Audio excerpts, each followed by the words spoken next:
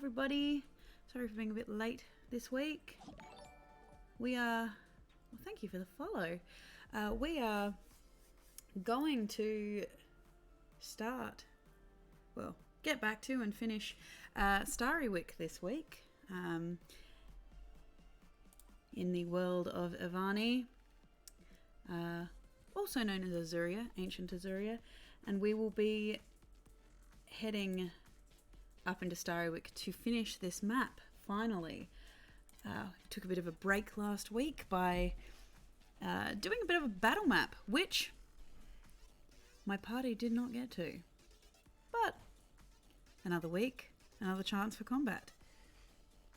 So, how was everybody's week? How are you all? I hope you are having a wonderful time.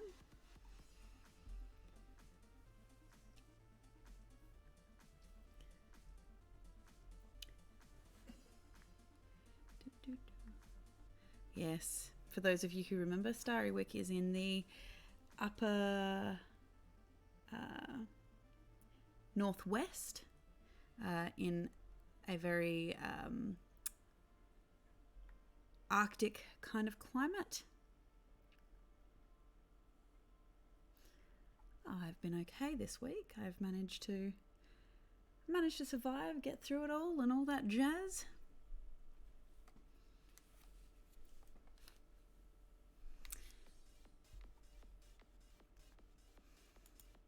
Welcome back to my regular viewers. A big hello to the moderator, Evil One, who is dutifully here every week, thankfully putting up with my crap. One of these days I'll get them on. Maybe. We'll see.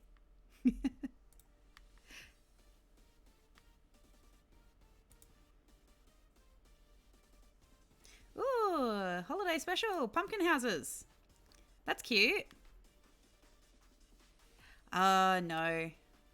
My mod is fantastic.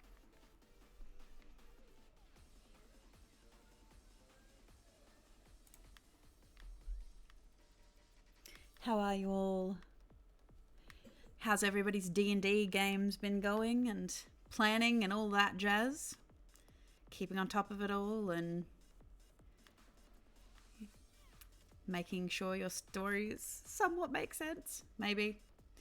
I know that mine certainly do struggle sometimes.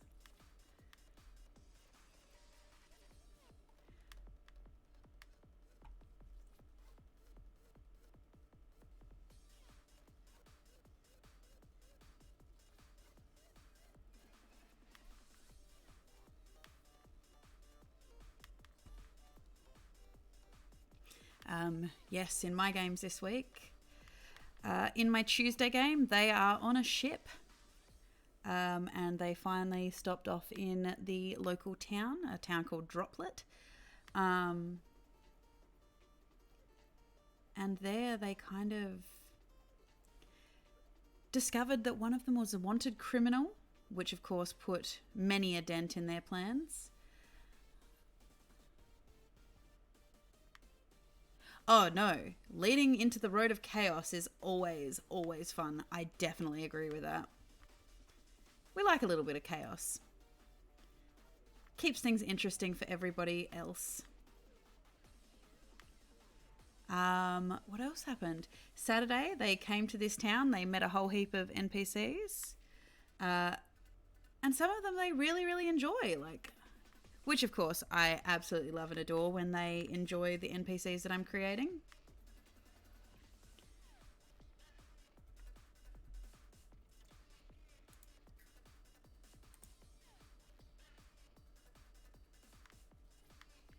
Yeah, it keeps Dan on toes, definitely. They did not get to... My Saturday group did not get to this combat last week. So...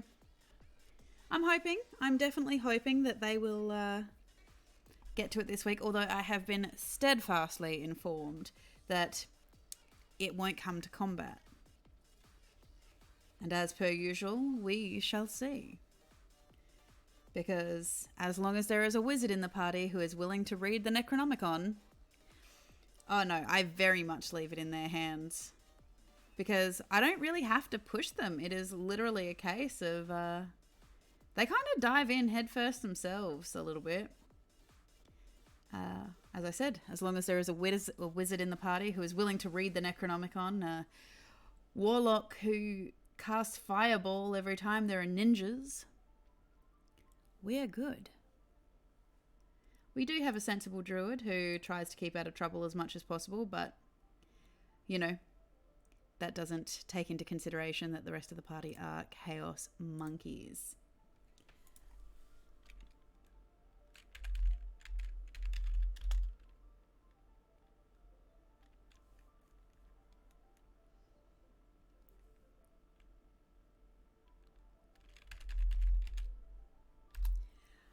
I mean, they do a pretty good job being sensible most of the time. Yeah, they do try to be sensible most of the time. I will point that out.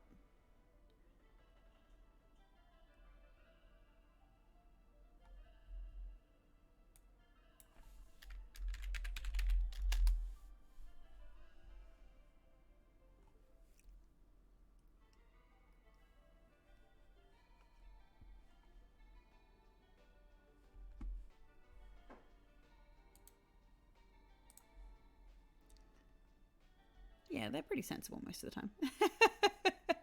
It's all right. I am also struggling today.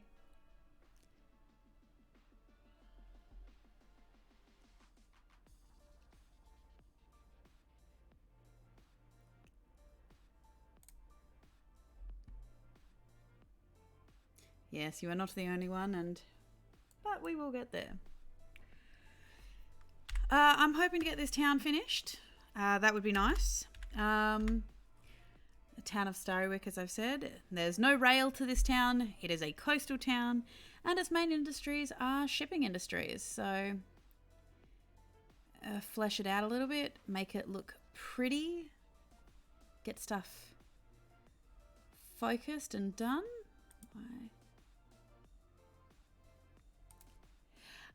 Yeah, they would do some fishing up here, as indicated. If I bring you back to the world map, so as you can see here, Starrywick is on the coast near the quiet highlands there.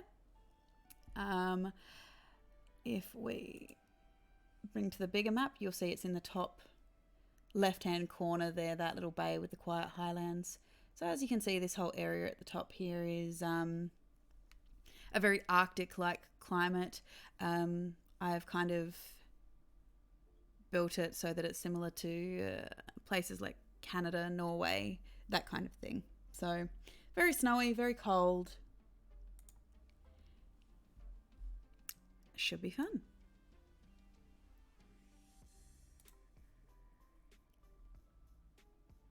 Oh, thanks. Yeah, I mean, I am hoping that in the nearest future we will be able to get around to doing some more battle maps and things like that, because that was really fun. It was a nice divergence from my normal pattern of things. So, you know, nice to get away from just trying to build this townscape, basically, and the worldscape of figuring where things go. Certainly nice getting to some of the warmer climates as well. That'll be great. And my Tuesday group, I'm figuring out the mechanics I want to use for the main plot without giving too much away, because I do know that some of my players do listen. They have met some of the major players of the main plot line, so in working with that, it should be very, very interesting to see what they're going to do, really.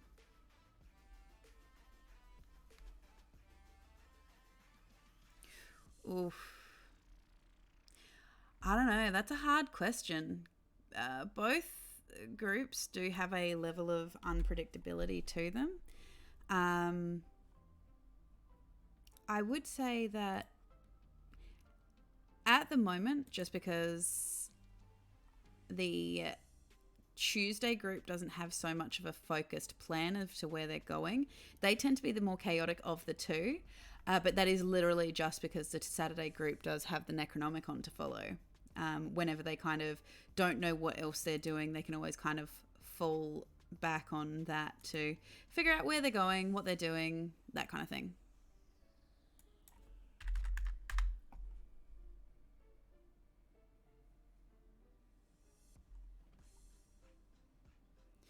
Yeah.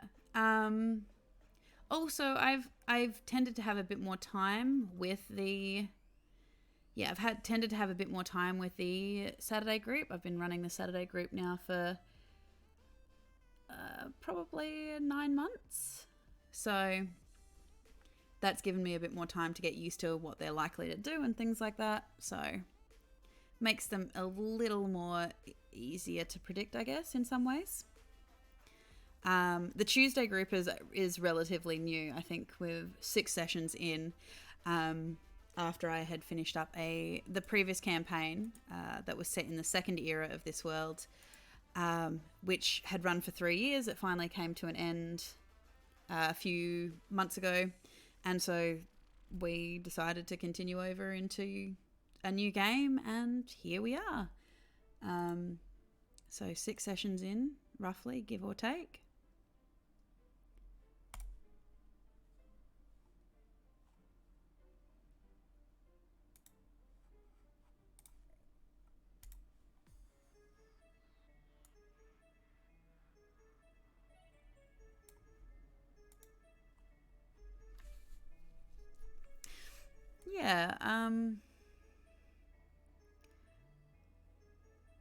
Yeah, the Tuesday world is reasonably established because it was the first era.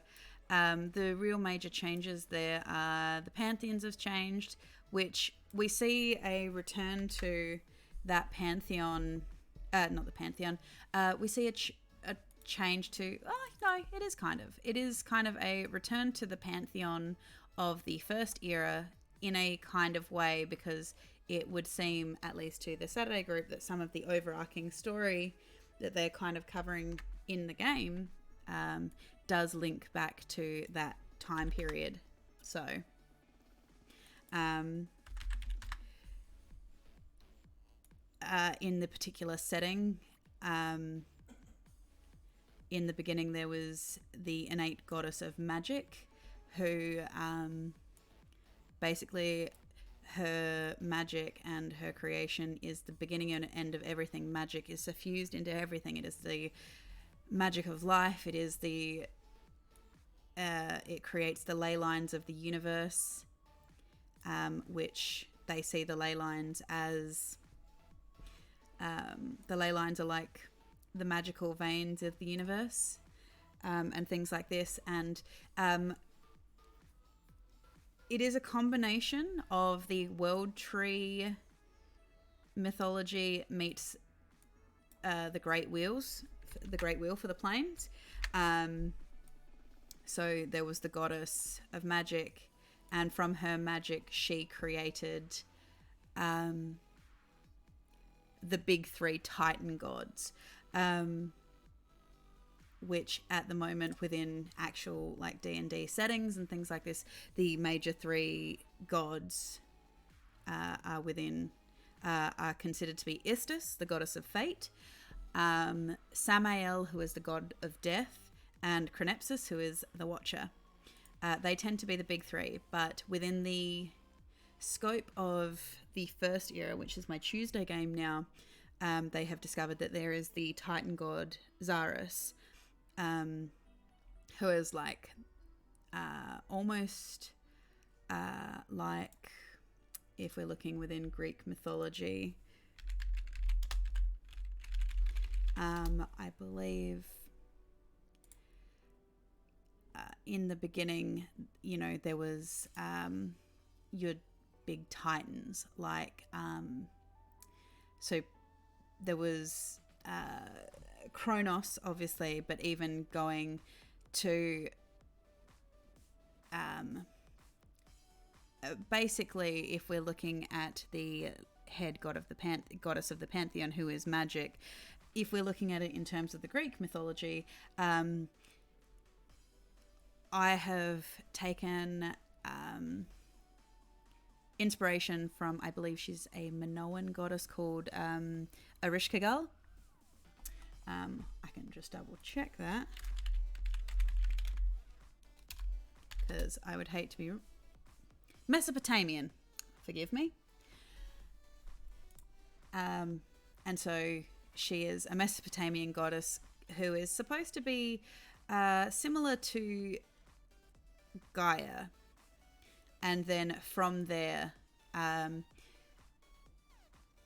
obviously, then you've got Czaris, who is her twin, who is essentially the universe himself, who is similar to Uranus. And then from there, obviously, they have the big three and others. Within the scope of the world, there are a lot of other Titan gods that have come into creation. One of them being Nyarlathotep, who is in this particular setting taking a kind of role and inspiration from Kronos in starting the Titan War. And in beginning the Titan War, he essentially betrayed the elder gods and he lost the war. And so, knowing that he was going to lose, he had gone to Ereshkigal and asked her to create him a text that would help him eventually return to the material plane. Return to the material plane eventually. And she was happy to do so. She was willing to accommodate him. And thus she created the Necronomicon for him, which would then allow them to summon the gods into the world. So, yeah. And so this is where the Saturday group comes in, that the Necronomicon has ended up in their hands, and they are on the path to basically release Nyarlathotep from his imprisonment in Tartarus. Now, one of his lieutenants, for siding with him, was basically placed in charge of hell, and his divine punishment by the elder gods was he would have to be this celestial jailer for the rest of time. And in doing so, this is where Asmodeus comes from within this world setting, as Asmodeus is kind of taking the role of like Hades meets modern day envisioning of Lucifer to a certain degree. So he basically watches over the hells in this setting, like, most D&D mythos, I believe.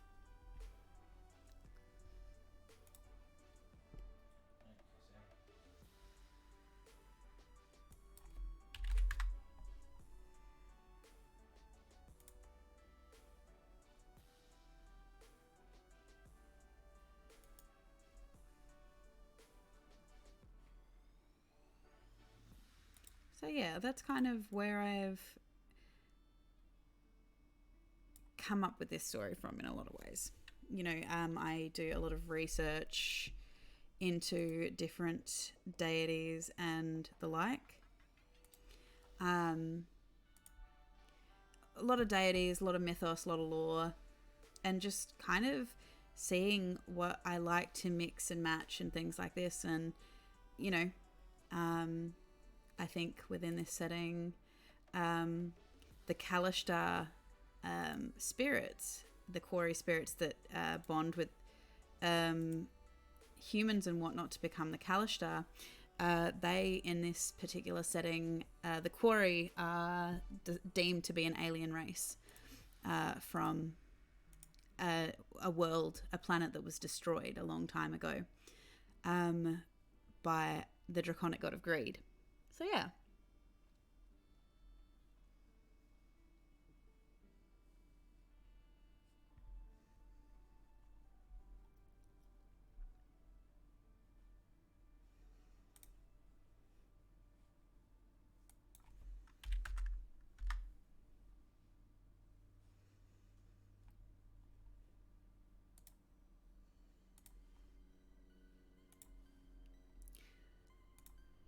So if anyone was ever wondering how I kind of world build, that's where it came from.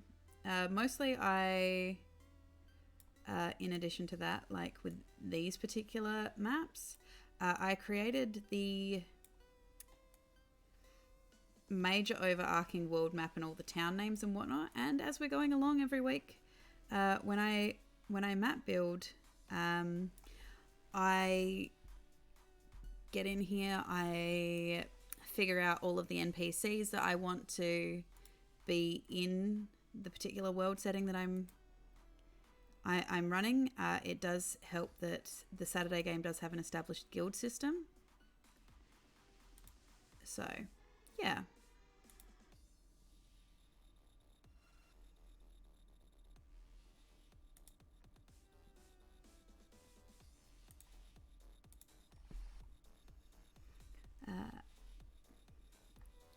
But yeah, so that's just kind of how I tend to world build. And then, of course, so much of my inspiration and whatnot comes from the players' backstories and stuff themselves. You know, and I've had some great backstories over the time.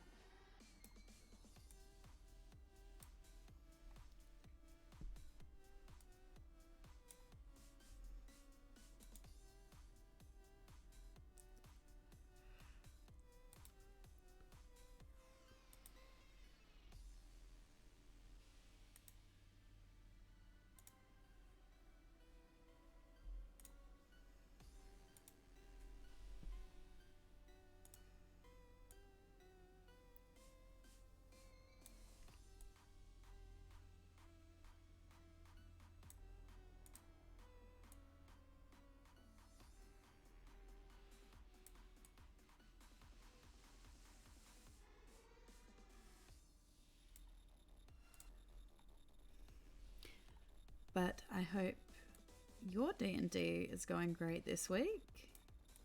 Let me know. Are you guys players? Are you just interested in the game? Have you never played before? Where are you guys all kind of at with your D&D experience?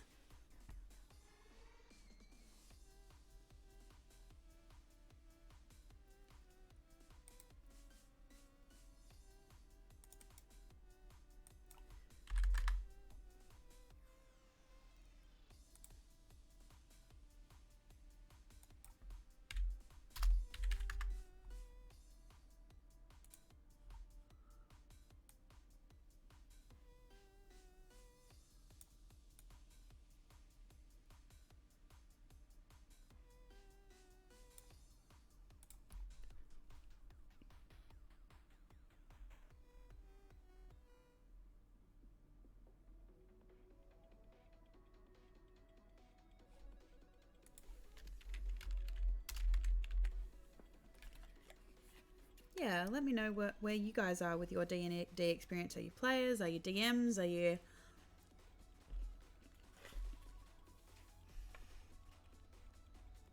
Are you interested but you've just never played a game before? Let me know. Welcome, welcome, welcome. Hi! Welcome to the stream. How you doing? How's your week?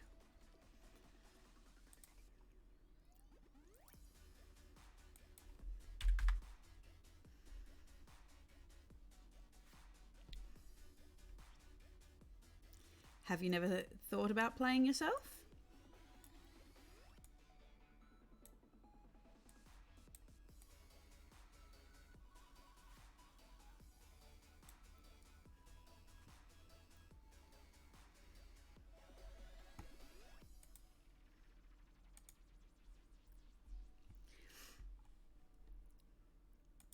It is definitely fun to play. I will say that.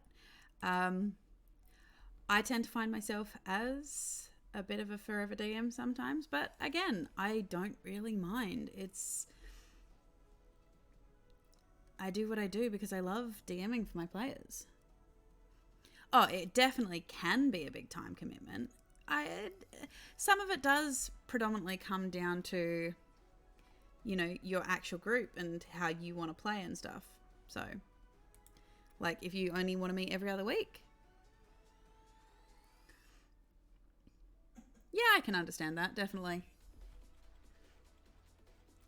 unfortunately for a lot of people, that, you know, the consistency is a big thing, and, you know, that can be everything from one session a week to, you know, one session a month. And I've seen all kinds of people do all kinds of stuff just to, you know, get in the chance to play. So, but if it's not something that's really available to you as well, like, yeah, I can definitely understand.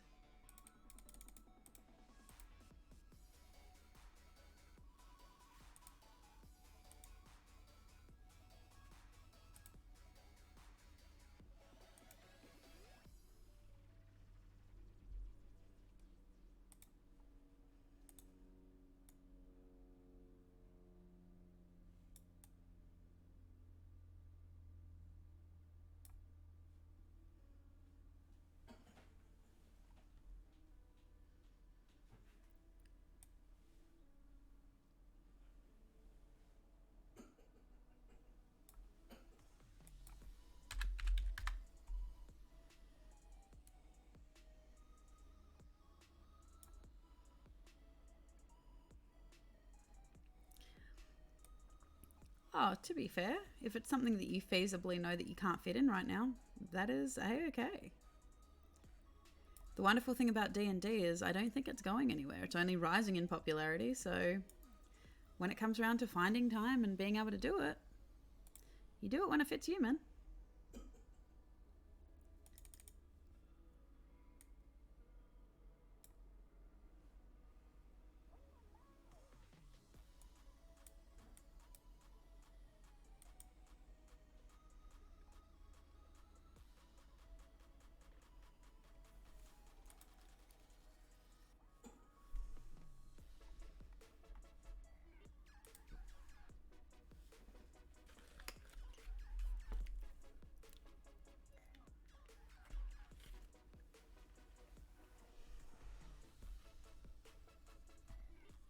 I will say thank you to Bluefies for hosting me. Thank you for that.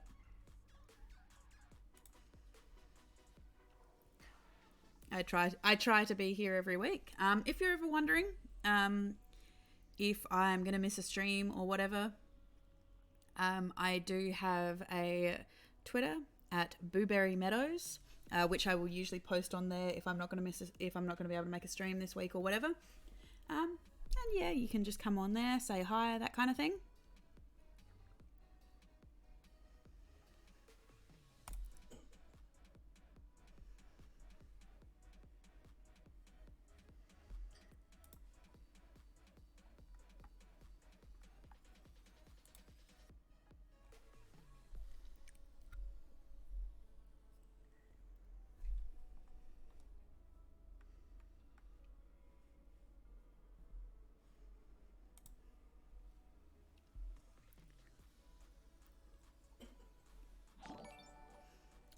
Thanks for the follow.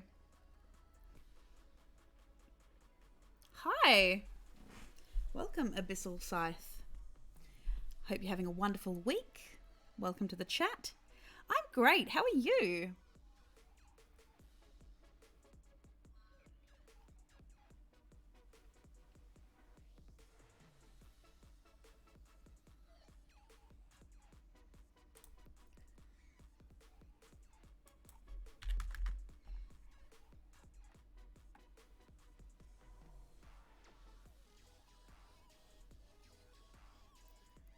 Oh, yeah, go for it. I love people's ideas for creations and things like this.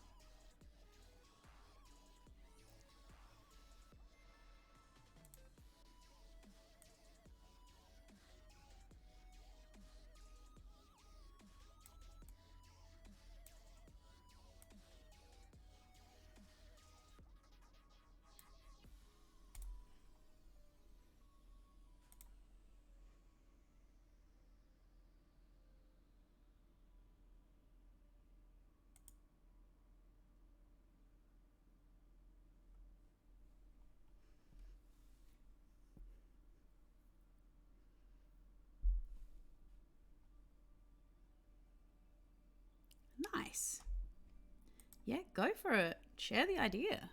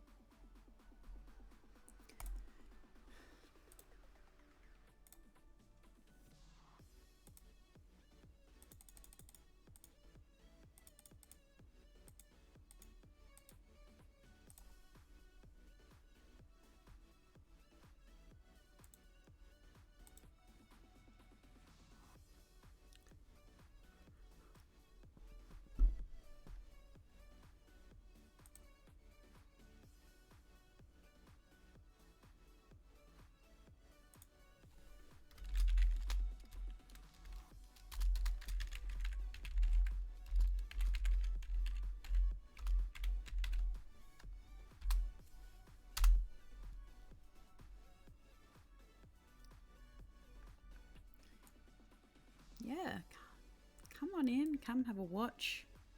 We basically get here every week and talk D&D and, you know, rules, lore, character creation, world building. So come on in, take a seat. It's nice and warm. Well, at least it is warming up in Australia.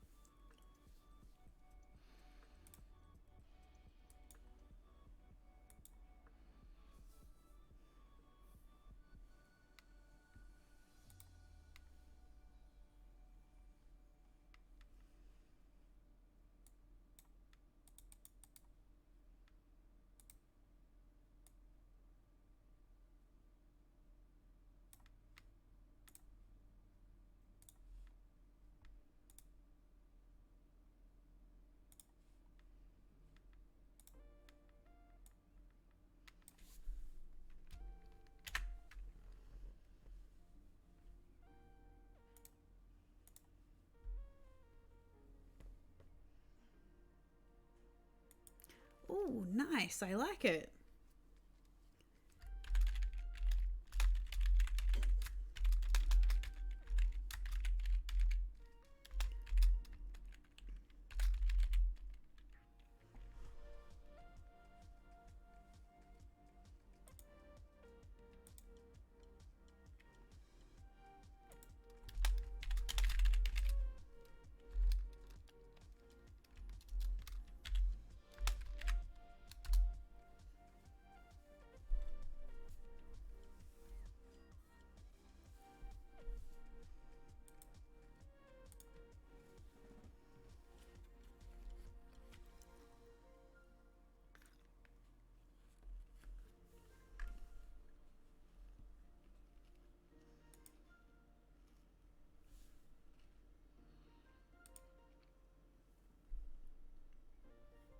Yeah, go for it.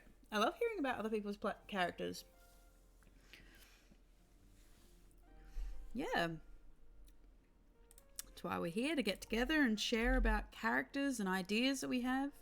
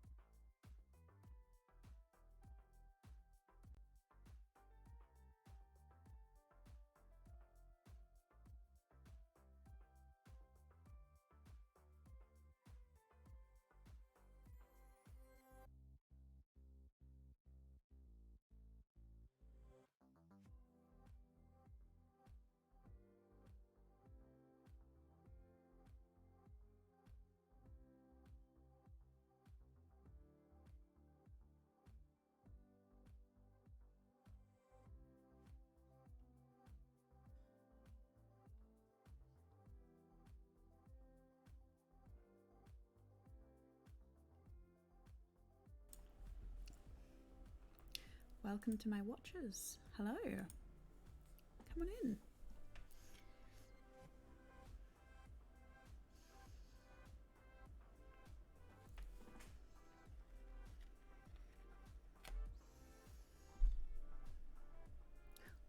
Nice.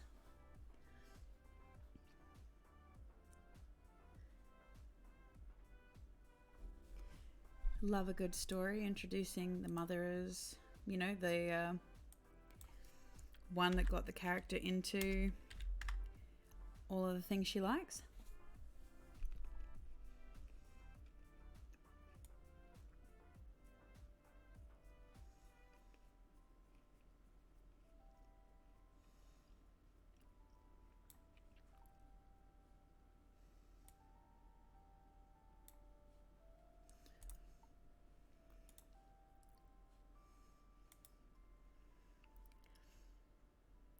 Hi, Reeds is better.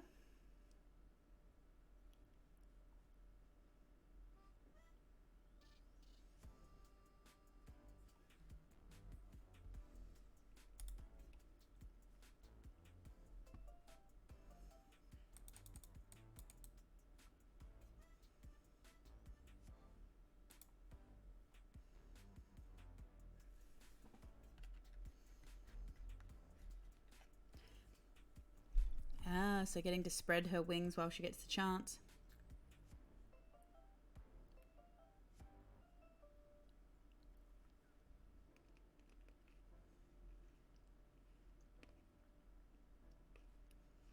Ominous. Ominous.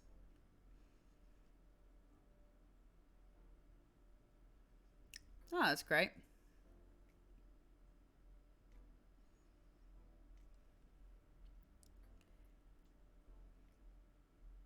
When bots come in and try and, you know, do their thing.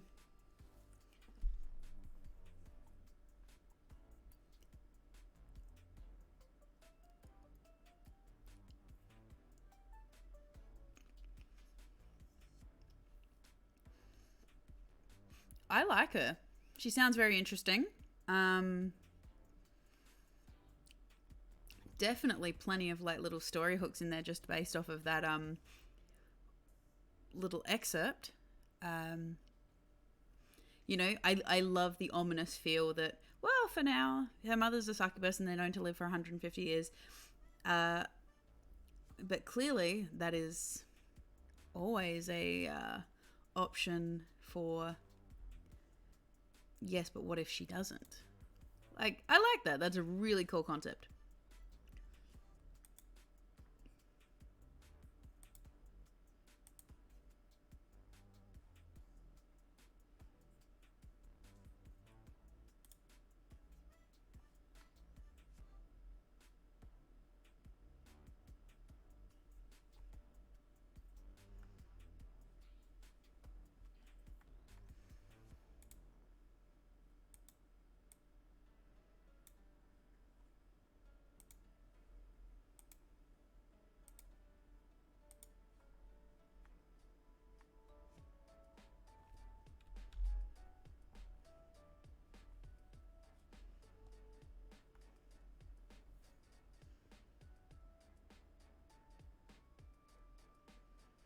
Exactly. And what will she learn when she's out adventuring? Who knows? But there's the fun in learning, isn't it?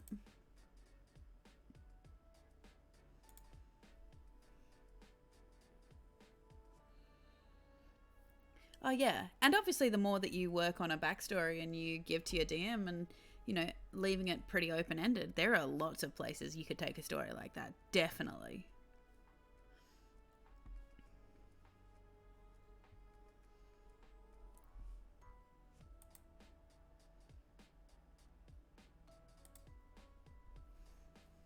Welcome, welcome to everybody new, everybody who has been here before.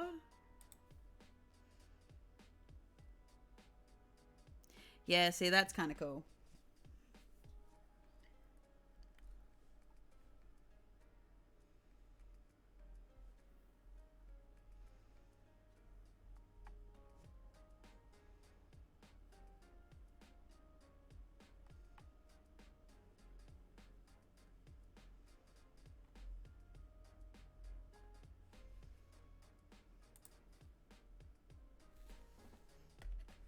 Oh, yeah, definitely doing some dungeon delving. You know, knowing that she's going to have to eventually take over from her mother, so she's out spreading her wings while she gets the chance.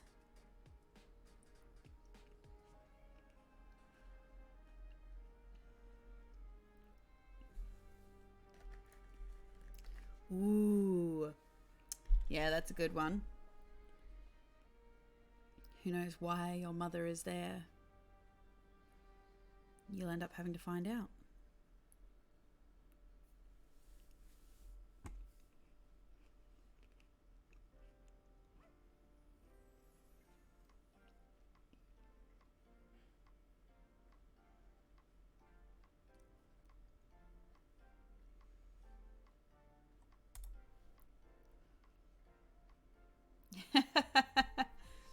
You know what? I think I've heard of a version of that, of like calling your mum to fix your problems, and it was just like the war cry of "Mom." I actually play a character on Sunday nights where, yeah, they got into a massive fight with some fellow members from the school that she goes to. And yes, she did indeed turn around and yell, "Daddy!"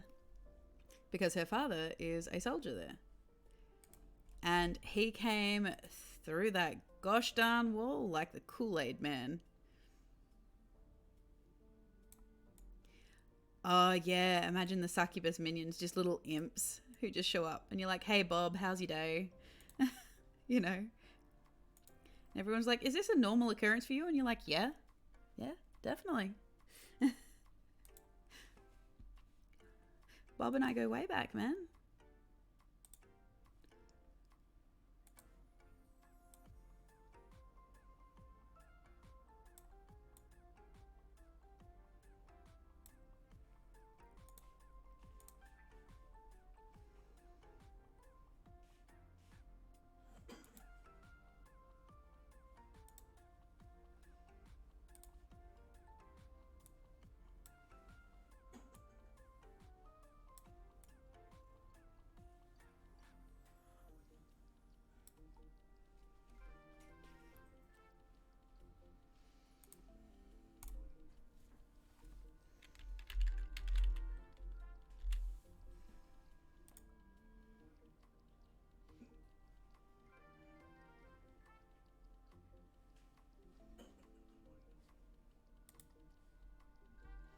Welcome back.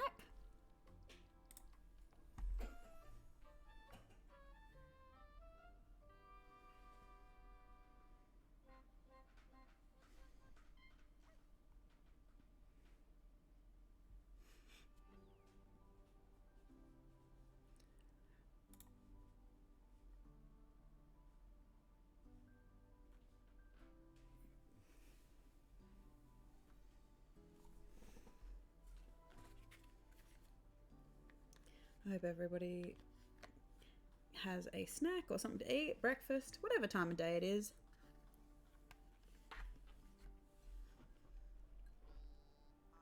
I myself have a yogurt. What is this? It's from Gippsland Dairy. It's called Banana Sundae, and it's a yogurt split. So it comes with like little toppings and stuff that you can put on top of it, and a cup of tea. Because why not? Got to remember to try and keep hydrated.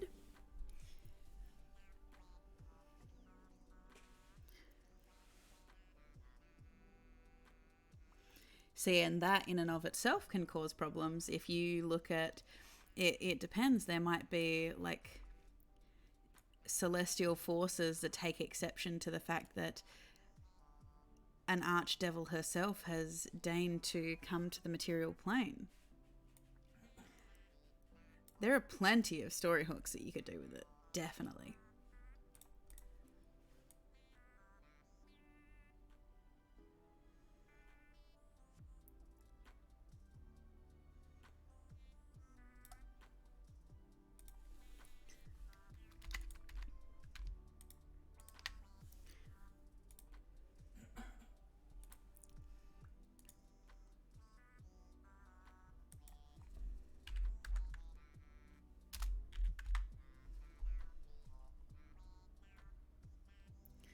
that is also a possibility. It really does depend on what your DM is like as well, though. Like, that could be something that your party's okay with. It might be something that the DM is okay with, and maybe the alignment of the campaign in general is different than everyone expected.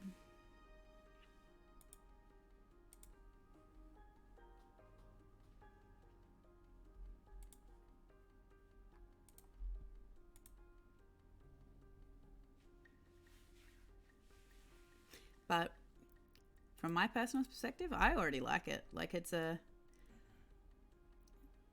we love some character action.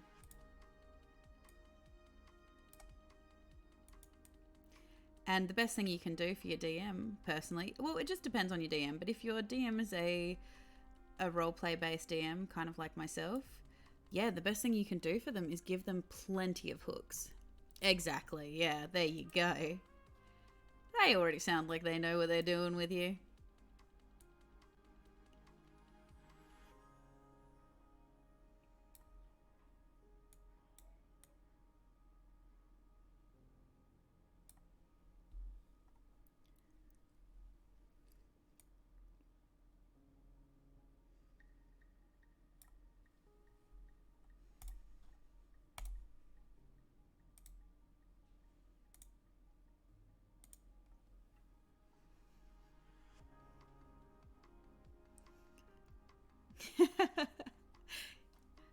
Oh, dem sounds like fighting words to a DM. Pray nothing bad happens. Well, Barry, cancel my Thursday 5 o'clock. Because you can imagine with a statement like that, all the bad things are going to happen.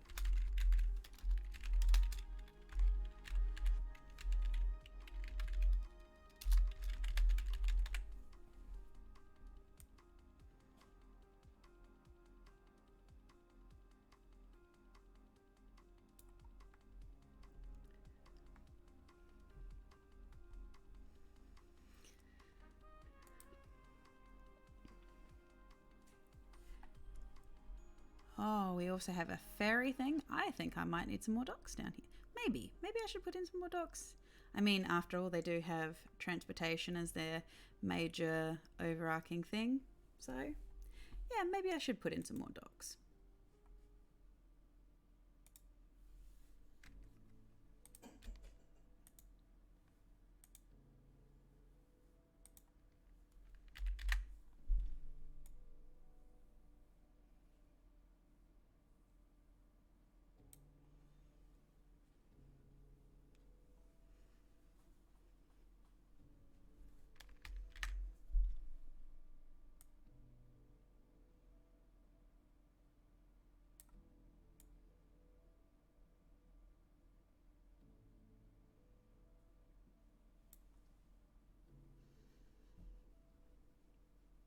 Oh yeah, that's definite.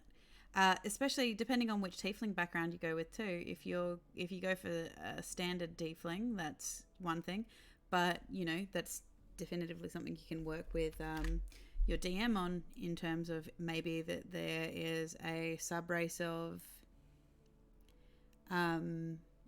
tiefling, because I know that they did release a whole heap of sub races dealing specifically with like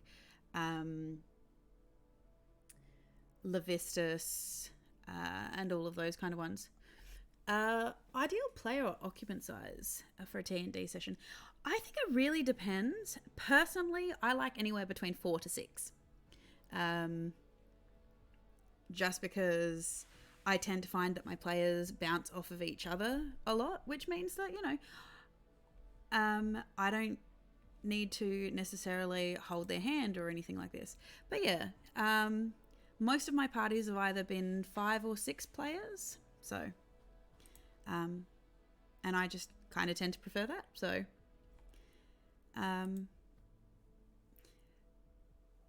although, like, I have played in a group of 3 and that works really well. It just comes down to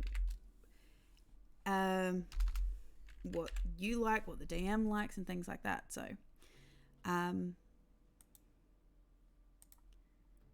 But yeah, personally for myself, I like between 4 to 6.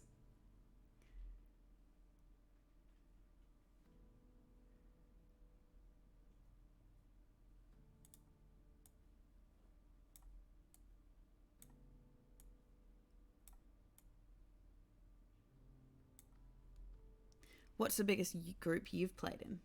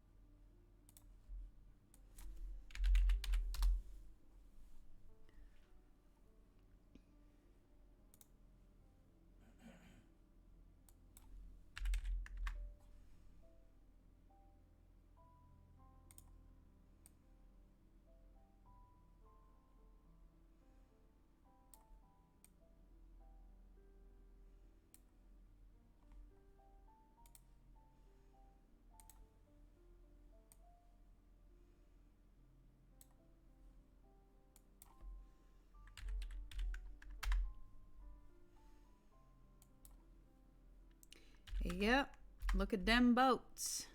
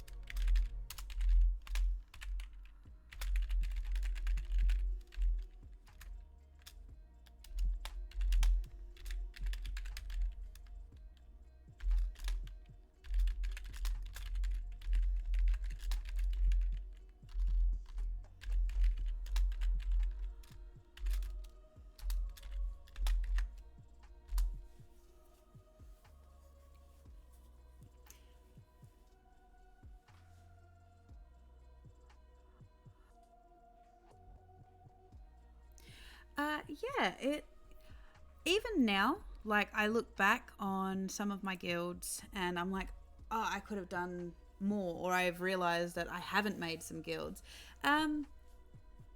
But yeah, some of it can just be a play on words, tongue in cheek kind of situation, where I'm trying to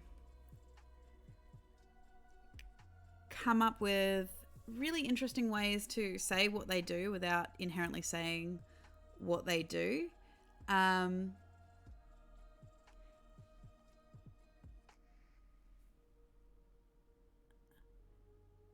Oh, see, that's kind of cool too. I like that. Uh, yeah, it's mostly just looking at. Sometimes it's just a cool name, but most of them do have kind of like a play on words of what they kind of do.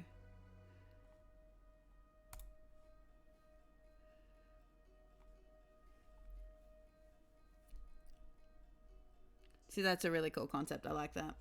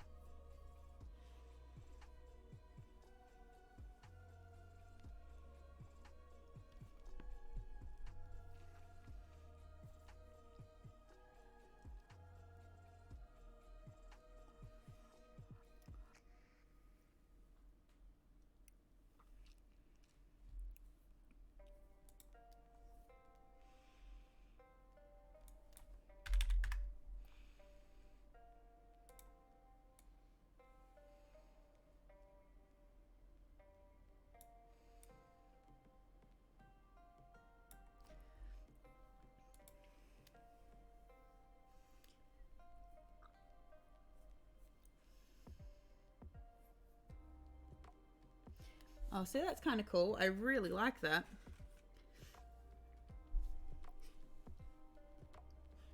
Kind of adds that element as well of potential fallen angel, fallen Asimar kind of aspect, like carry over to it as well, which is really cool.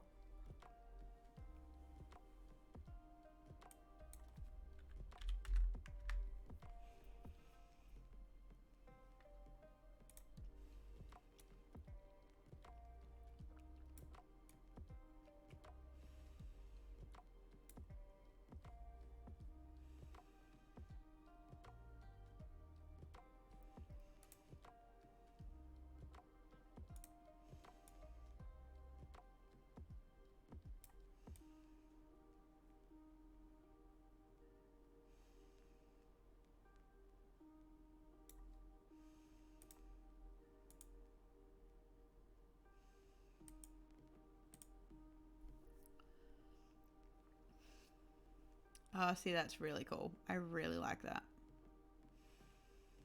It's a really cool concept.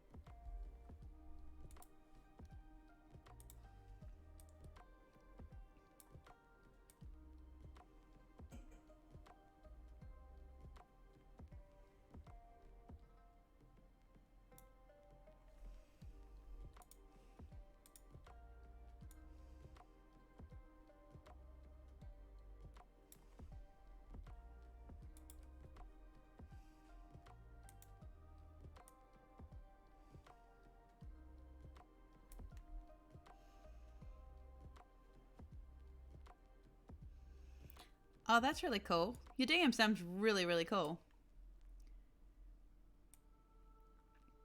You know? And I agree. Sometimes a cool concept that you work on with your DM should be more important than making sure that you have specific, like, player handbook rules and stuff. Yeah, do a really cool, like, create a really cool story.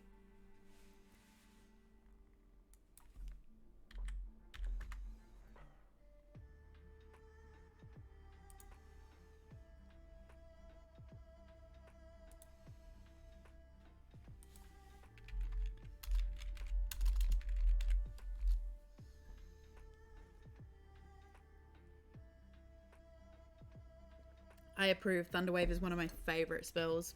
I particularly like playing clerics as well, but yeah, Thunderwave is one of my favorite spells.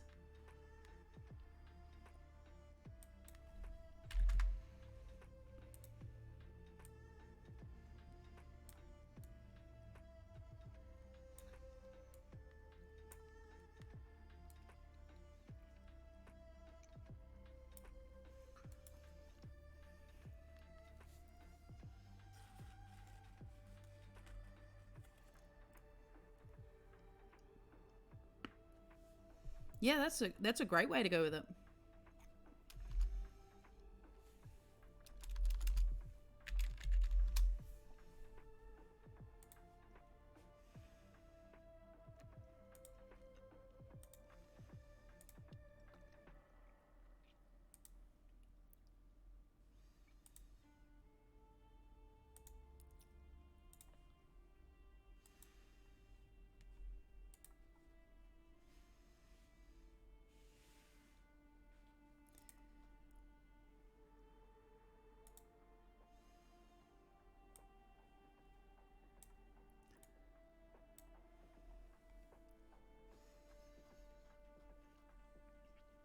Yeah, which is how I like to tend to do things as well. You know,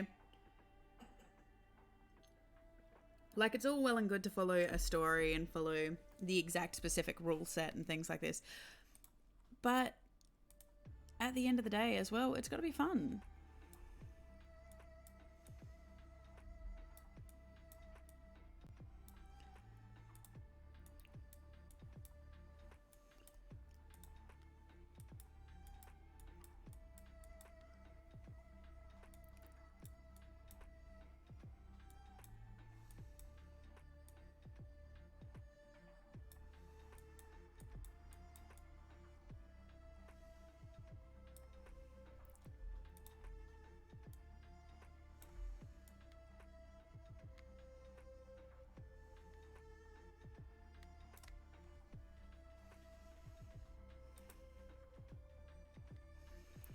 Yeah, and thinking about things in a way that you wouldn't necessarily expect is like part of the fun for a lot of people. You know, I can definitely understand that some people really like being able to figure out how to combat the game within the rule set that they've already been given, but for a lot of people, D&D is a chance to play in a way that you might not get to normally. So, you know, as I myself am a bit of a theatre nerd kid, so I love the roleplay aspect of things. You know, but I also know that there are some people who get really bored with lots and lots of roleplay and spending every session talking through their problems and things like that. Like, but that's part of the fun of actually getting to play with all different people that you might not necessarily play with.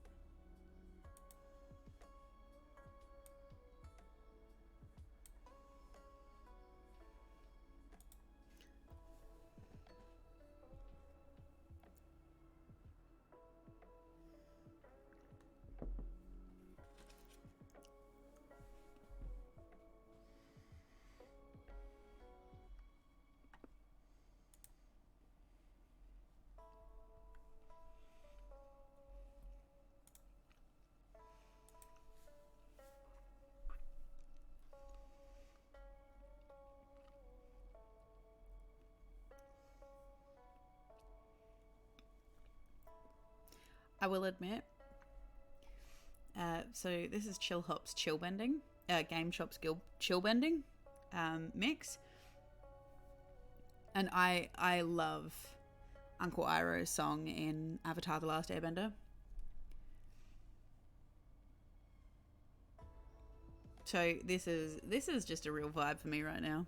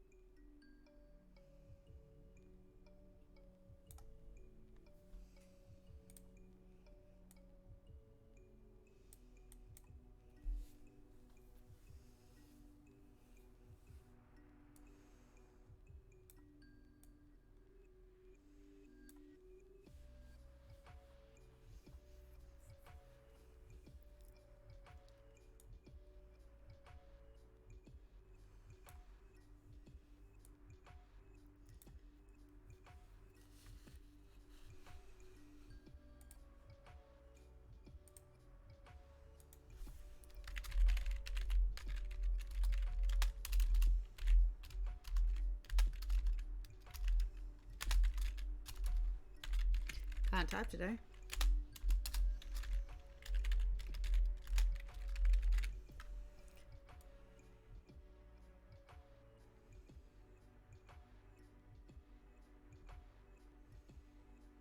One of my players asked me this week about if they could print books and how they would go about printing books in the D&D in this particular setting. And I realized of all the stuff I created, I made a papermakers guild, I made a calligraphers guild, I made a storytellers guild and all this kind of stuff, and I never made a publishing guild.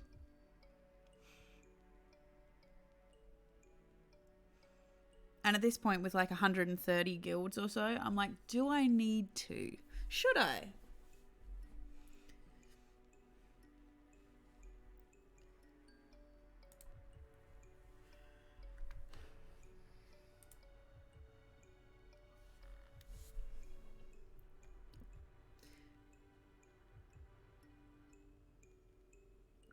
Just keep adding to the guilds until they've got like very specific little esoteric subset.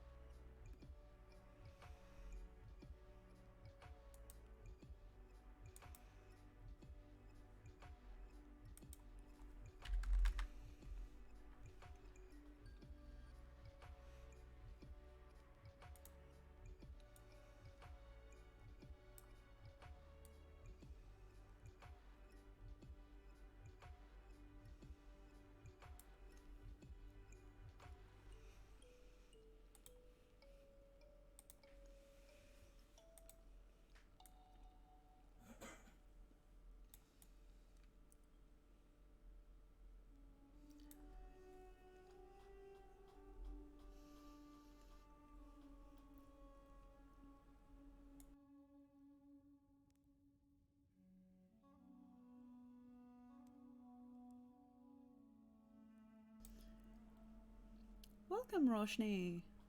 I am world building, basically. I come here every week and create city maps from my wider world map. This is Ancient Azuria, or Avani as it is called. And yeah, I just get in here every week and build the maps from around the world. In addition to this, occasionally I'll do battle maps and things like this, but mostly we just sit, chat, talk about D&D while I'm world building. How are you? How are you this week?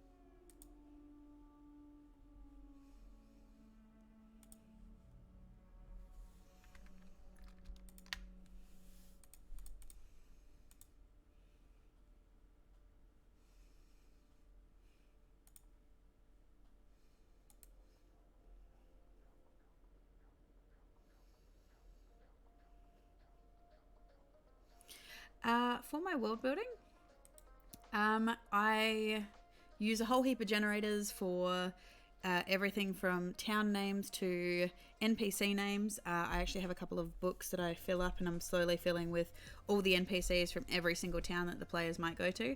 But what I'm actually building this particular map in, and these world maps in, is a website called Incarnate. They do have a free level subscription, which does open a few things, and so that you can get a really good vibe, and you can still create a lot of things within it. And obviously, because I come on here and I'm making a lot of world maps, I tend to have the pro subscription, but it has a lot of different textures for the map, the different types of maps you can do, and even like the tokens you can use on this. So yeah.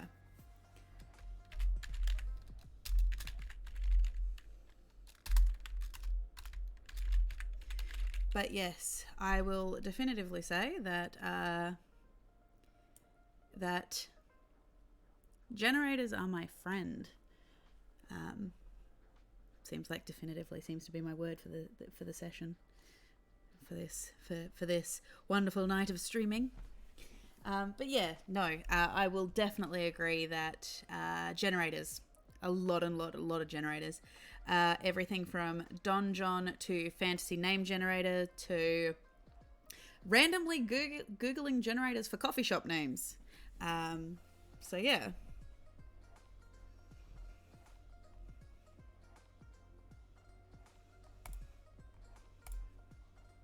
As you can see, there's a whole heap of different tokens and whatnot to choose from.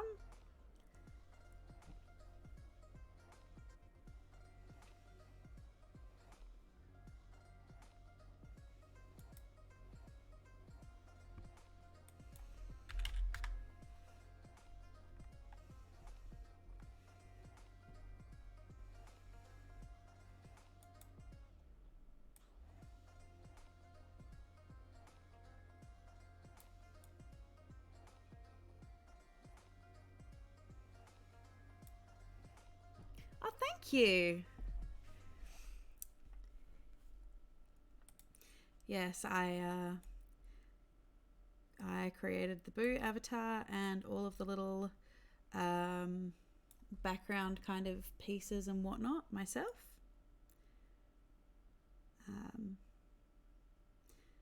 Yeah, and they've kind of all been works in progress.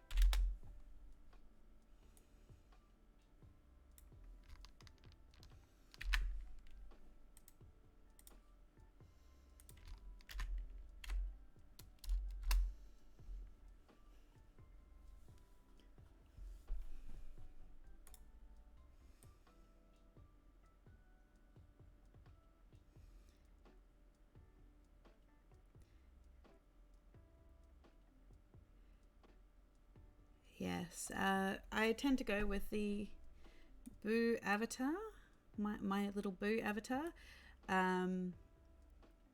I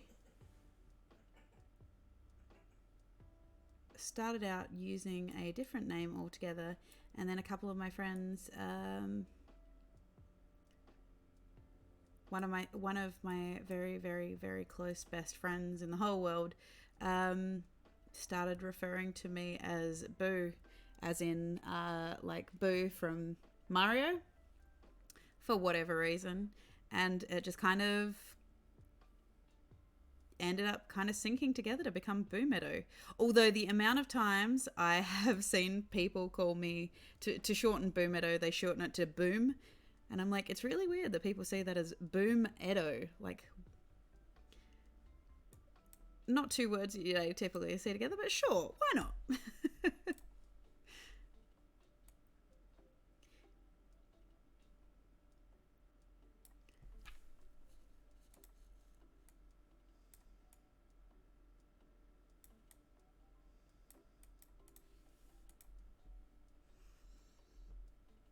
Yeah. It is funny to see when it happens, but at the same time, I'm not salty or anything. Like, it's just a funny observation that I'd kind of noticed.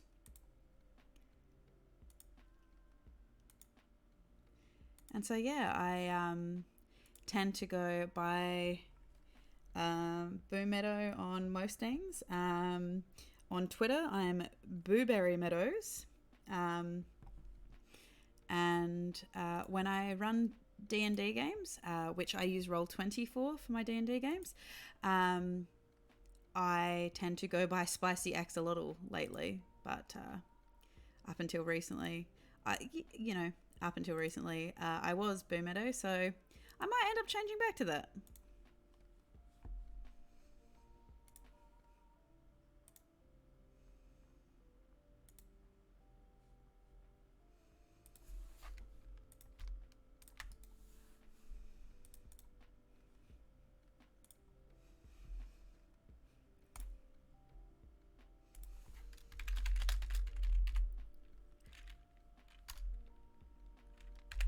I have been DMing now for about 5 years.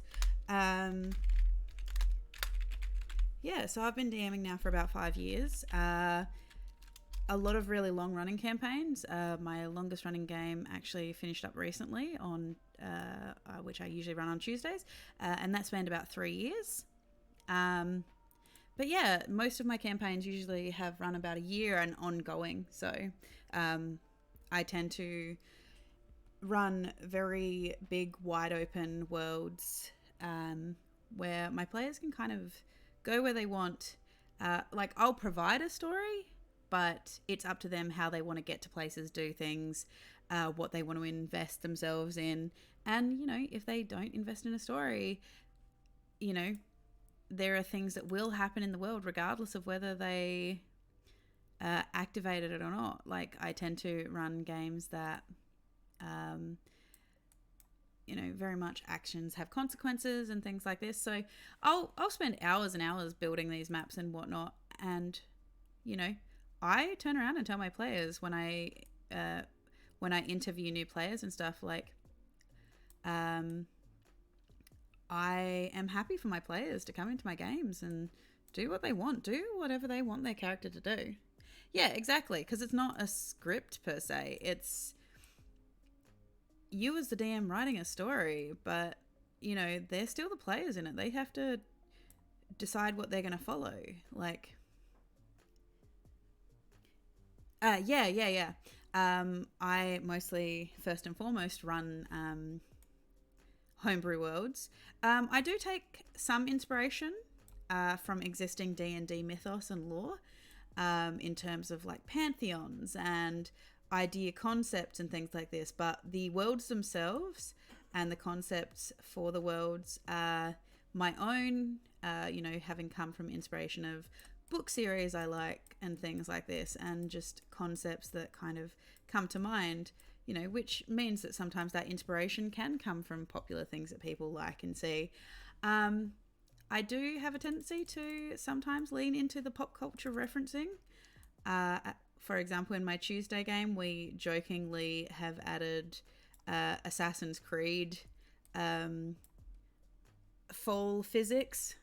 You know how Altair and the various other assassins jump from buildings into hay stacks and stuff like that. We have added those physics that they can certainly do that in every high spot in the city or tall location in the city that they go to will almost always have a haystack next to it for them.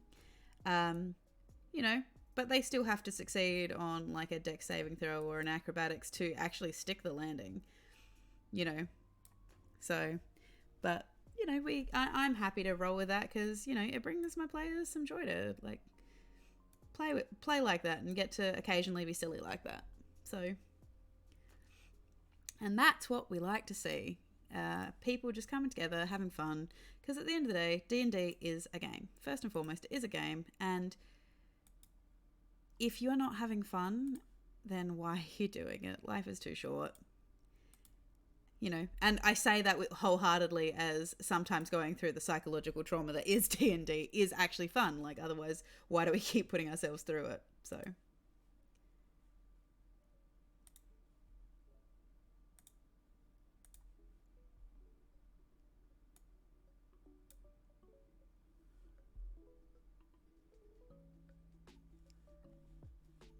yeah. Pretty much. It's really hard to DM people that don't want to be there. And, you know, and that can happen. Sometimes people just don't want to play, or they enjoy the table for a time and for whatever reason they stop enjoying it, or something doesn't work out the way that they had hoped to and they stop enjoying it, and that's fine too, you know.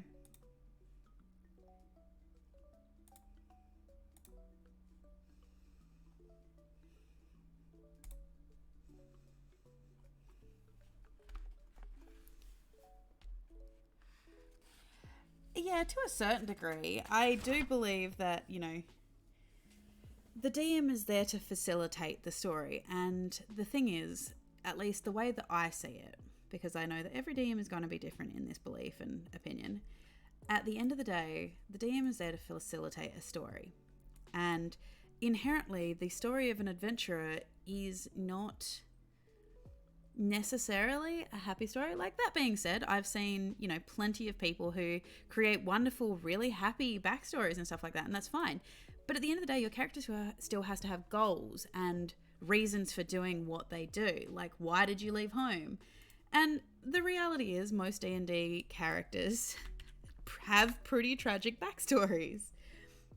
And so, because that adventuring job is very much a case of a journey, it then becomes apparent as the DM that part of their job as facilitating that story is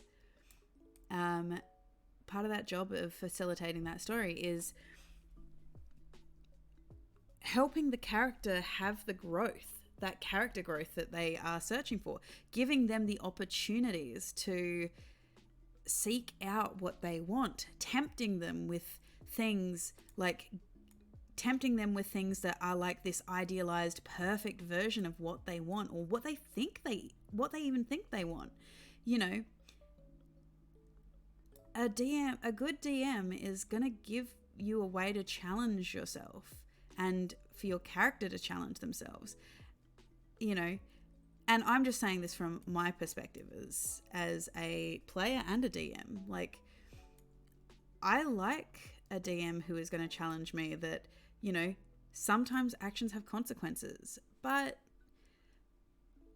not so harsh that it feels like you just can't win. But some people like that.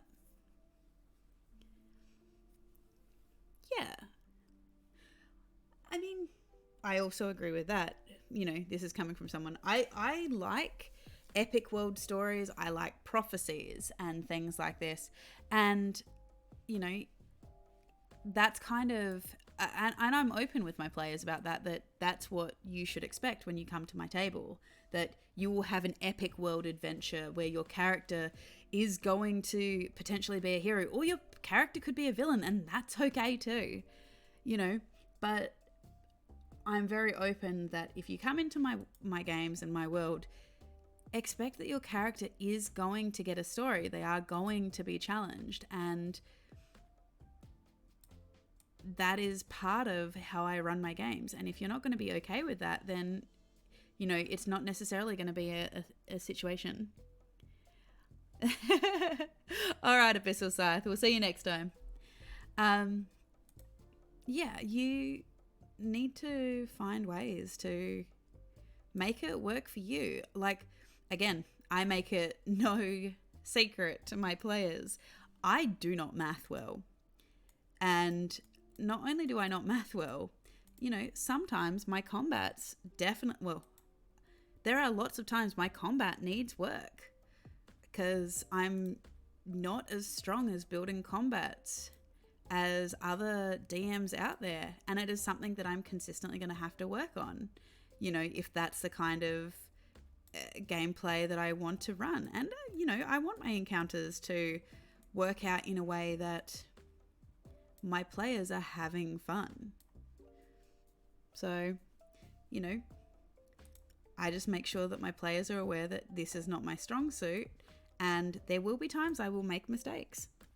And as long as they're happy with that, we can work through it together. Because at the end of the day, it is collaborative. It's not just the DM creating this story for people to play out. You also need players who are going to be invested. So, even players that I would deem as bad players, like bad players that I've had at my table, I still treat their characters with care and respect because they've taken the time to create a character. And, for me, if you're going to put in the effort to create a character, if you're going to take the time to create a character, your character is deserving of the time and effort it takes to create a decent story for them.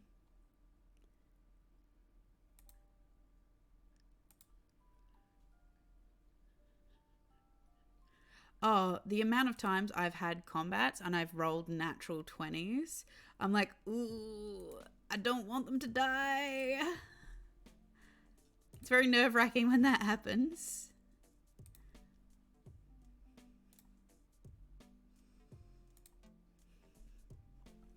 Oh, I feel so bad. At this stage, I haven't had a character death per se yet. Because, you know, I don't really like the idea of killing player characters, but it is part of the game. It is part of the risk and it is part of the challenge that your characters can do dumb things occasionally, and those dumb things will lead you to death.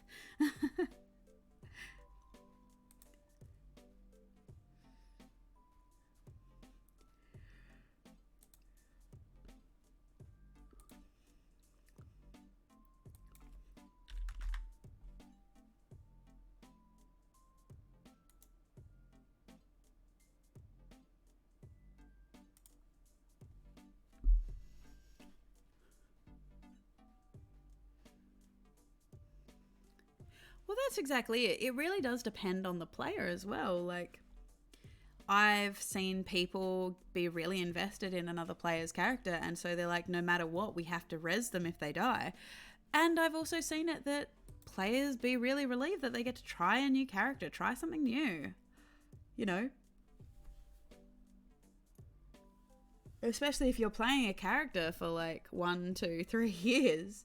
You know, that character is going to go through an exponential change and growth. And they should be allowed to explore that if that's what they want. I will always turn around to my players and say, if you're really unhappy, I'm happy for you to play a temporary character if your character needs to go off for whatever reason, just because you just can't do the character right now. I'm happy for that. You know, obviously I don't want you to do it too often because it does create ripples and it sometimes can create issues within the story because you're trying to fit in a new character who doesn't necessarily invest in the world and stuff like this. But, you know, you work with what you've got, work with situations, and talk to your DM if you want to retire your character for whatever reason. Yeah. My stories do tend to have a lot of branches anyway.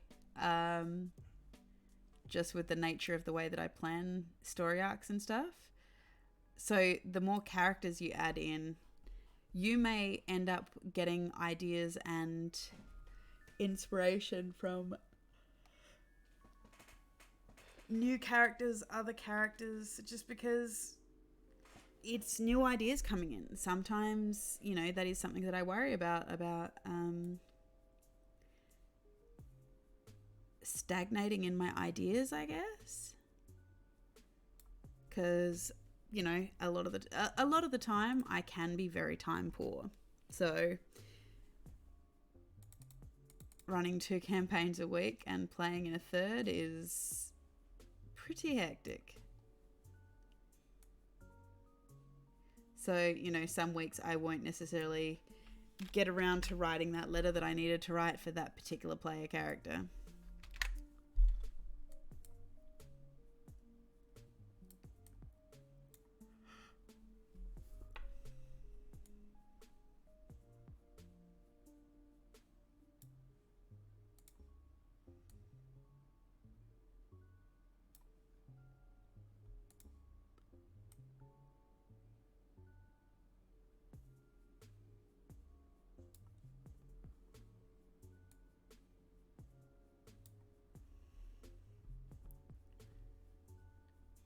Well, that's exactly it.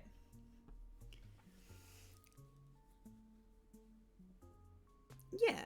Oh, it is always a great opportunity if you get to both play and DM. Even if you only DM a one shot, just so you can gain some perspective as to, like, you know, not turning around and telling a DM like, oh well, it's easy. You make a battle map and you just throw a few things on the board and, you know, hope for the best. But the fact is, it's not that simple. You know, I've had a DM who has done stuff like that before. And it can work, but at the same time, it can become incredibly frustrating if they themselves don't remember their plot hooks because they've had to improv it and things like this. But at the same time, being on the other side of that coin, one of the best things that I was forced to learn was to improv, because I was clashing heads with a player who had created a very chaotic player character. And, you know, I turned around and spoke to them almost in tears. I'm like, I can't plan for your character. Like, there's only so much I can do. And I really want to give the character a good story, but it's hard for me to do that because she's just so perky.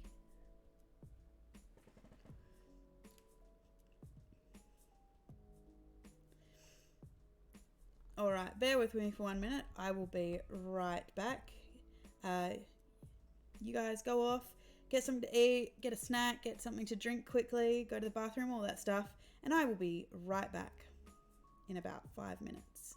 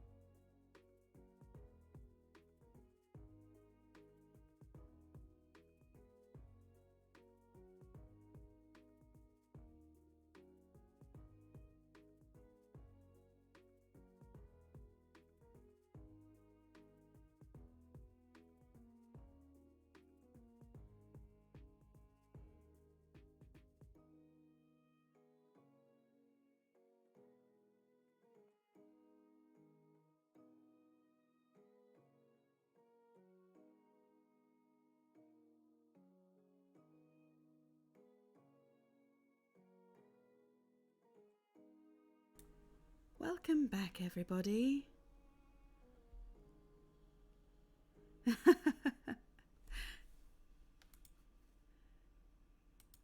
I am back. We are here.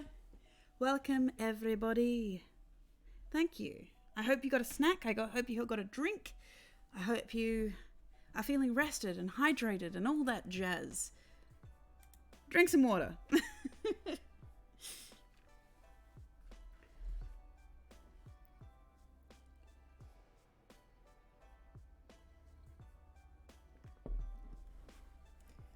Oh, cold tea. Still good tea, but cold tea. I don't actually often run one-shots. Most of the time I take a Christmas break over the January holidays. We have January school holidays over here and Christmas break. And usually I'll run a lot of one-page one-shots for friends and things like that want to get into it and, you know, just have a bit of fun that doesn't take a lot of preparation time or anything like that.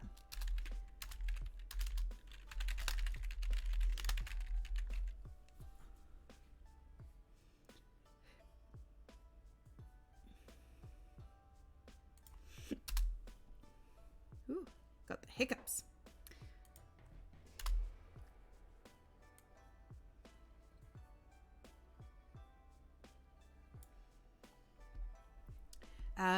Yeah, we've run all sorts. Honey Heist, Sexy Battle Wizards, Beautiful Space Pirates. Yeah, love Grant Howitt's one-page one-shots. Absolutely brilliant. Really great, really quick prepping, you know, so you don't have to spend so much time.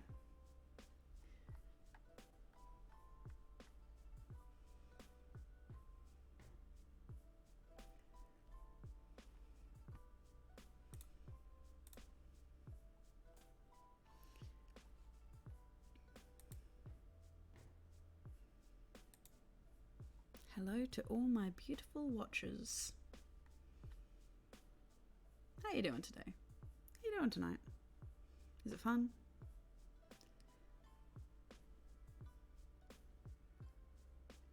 Boo! Yes, that is me.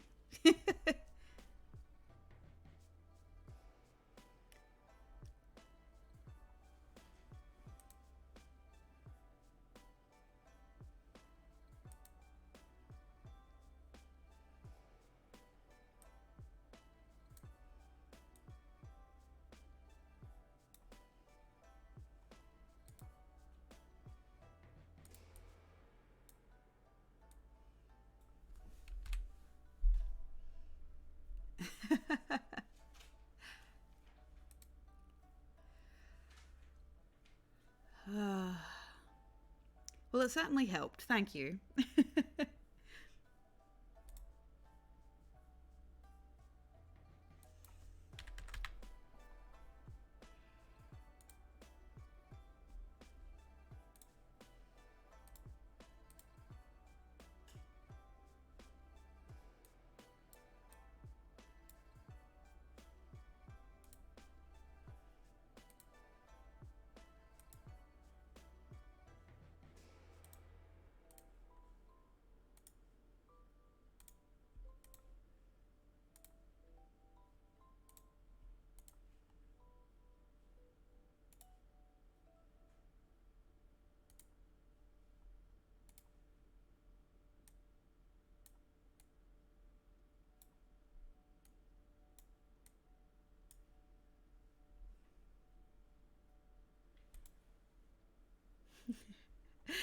Thank you for your help.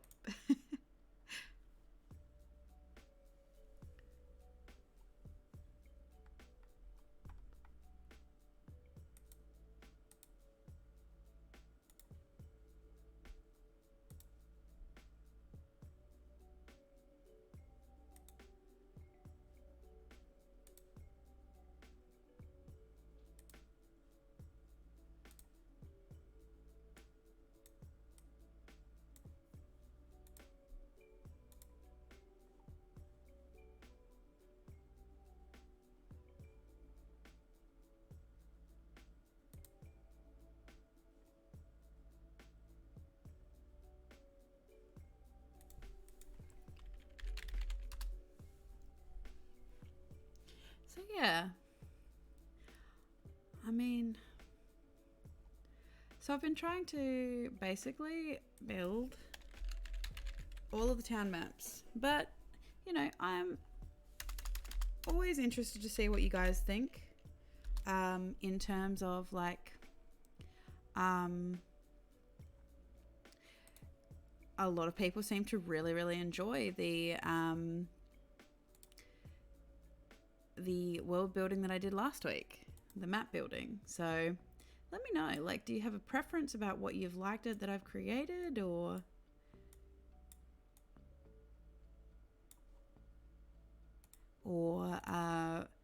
would you like to see something a bit different?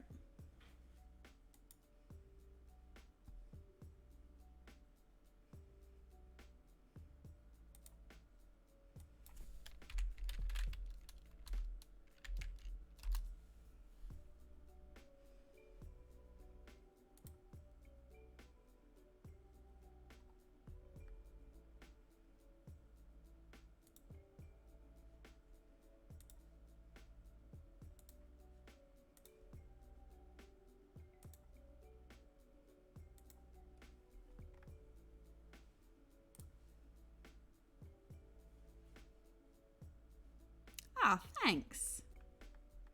I certainly try. I've had a few ideas floating around about like what to do with the maps, with the world setting and things like this, about seeing what I could create. There is a possibility that I had thought about compiling a lot of setting notes and things like this to see if people like it, would be interested in playing in the setting. There are obvious things that I would need to change to do so and things like that, just because so much of the actual world setting are other people's creations, or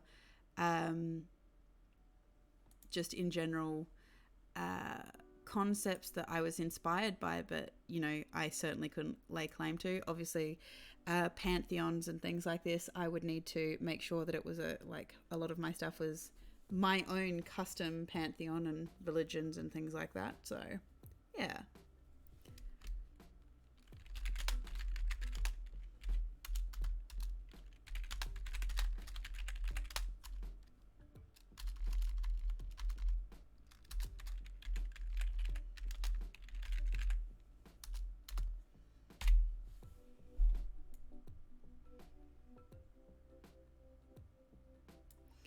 But yeah, and so just like a collection of all these maps with all the world stuff, just all in one place for you guys to like potentially look at and things like that. It's something that I had thought about, but it would just depend if people were actually interested in that, or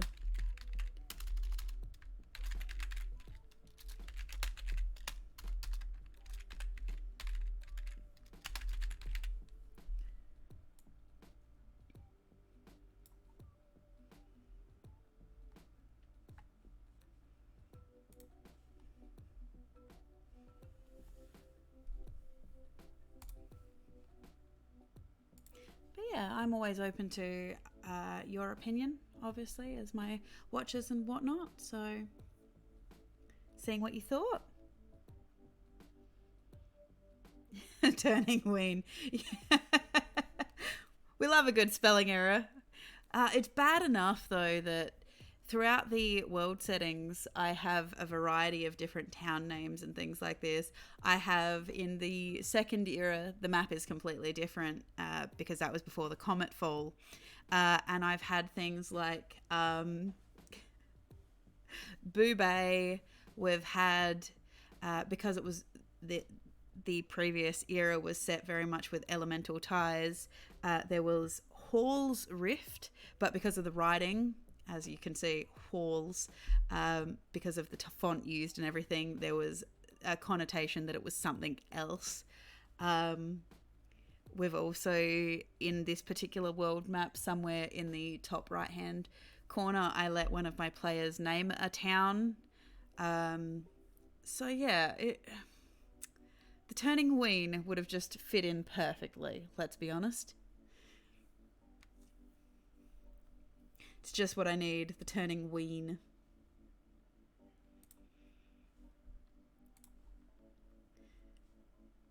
It's just what I need in this. I don't really need to encourage them further like that.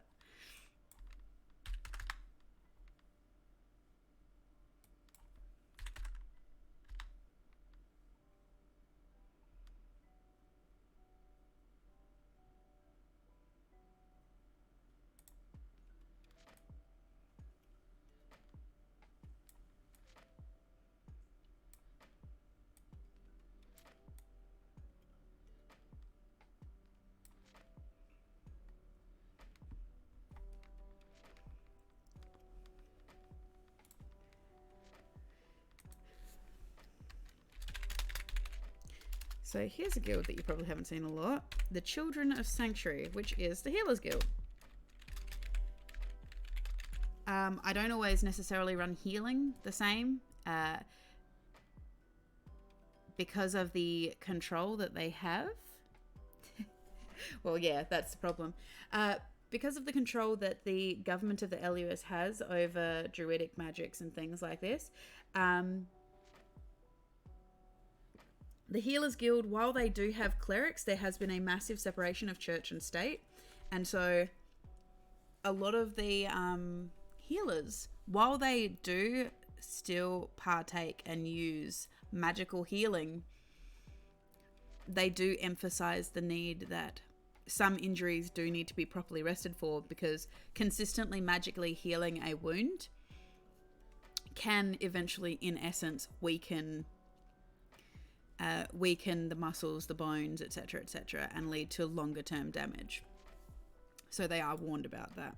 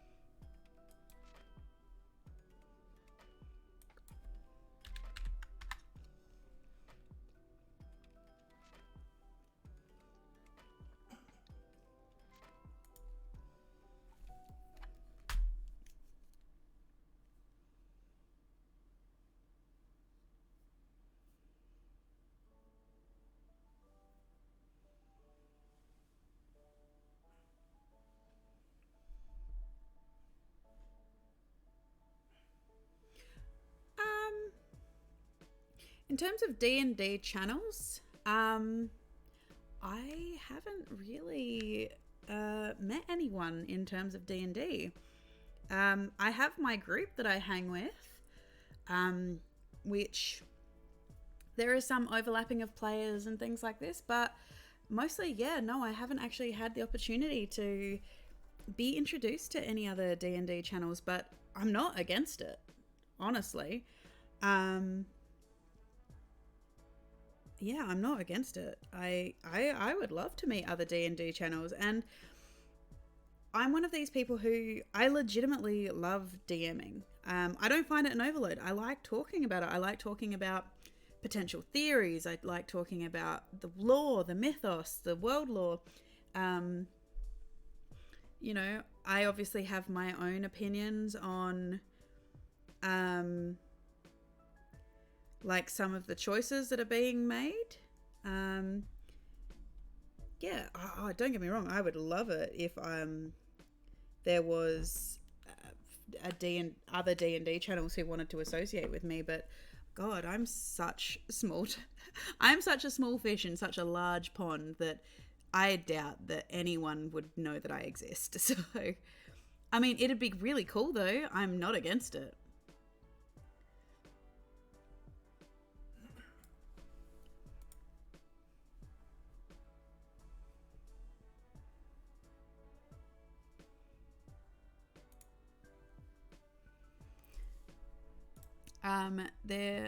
I mean, in terms of actual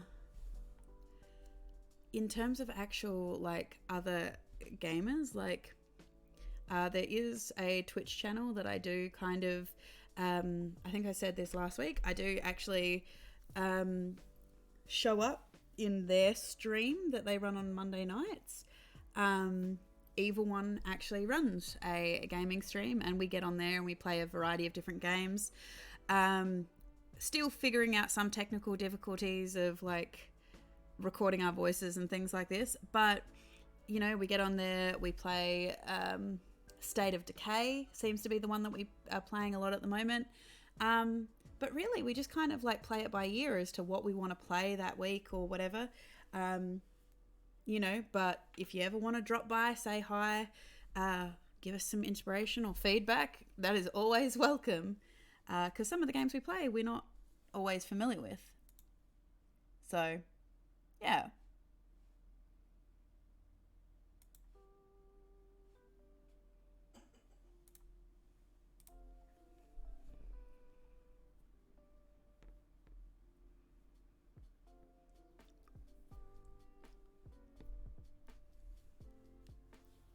But yes, Evil One tends to, who is my moderator here, they do tend to, they are my DM, actually. They are a player in my game, but they are also my DM. So, you know.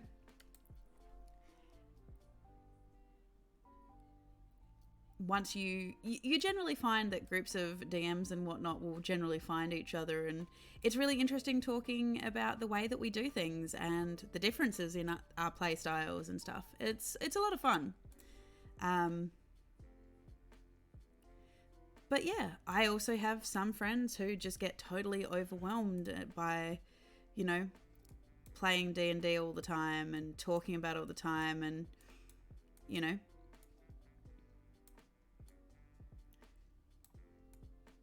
I am not one of those people.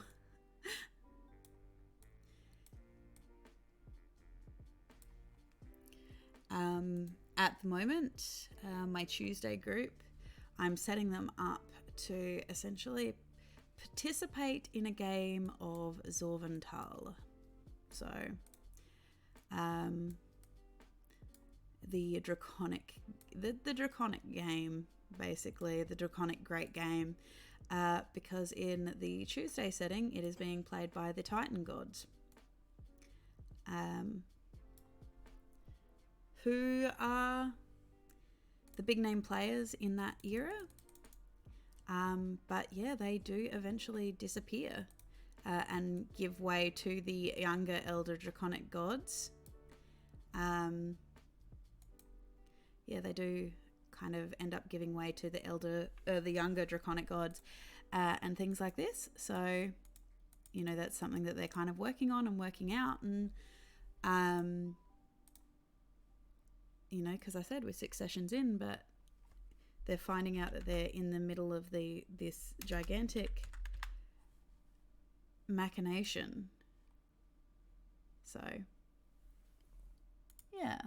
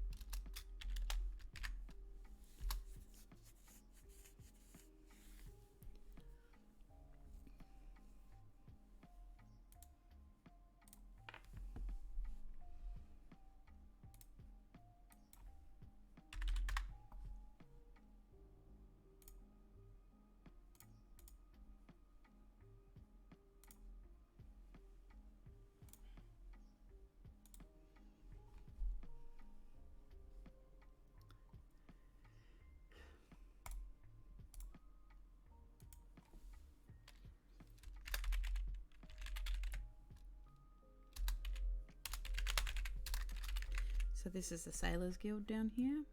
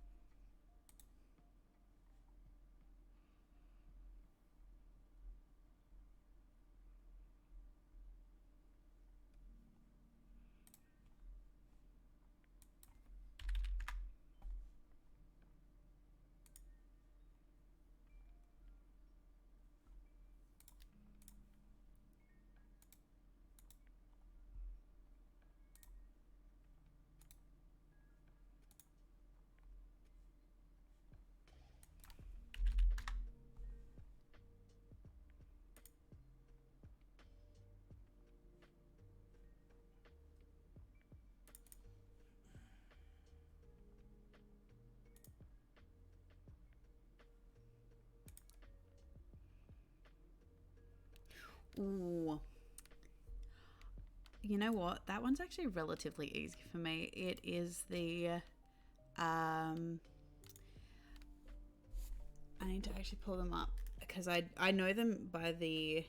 what they kind of do. They're known as the Decadence Guild, but the overarching guild is called the Collegiate of the Pod and Leaf. It is the Rubiales family, and they own all of the coffee, chocolate, and tea.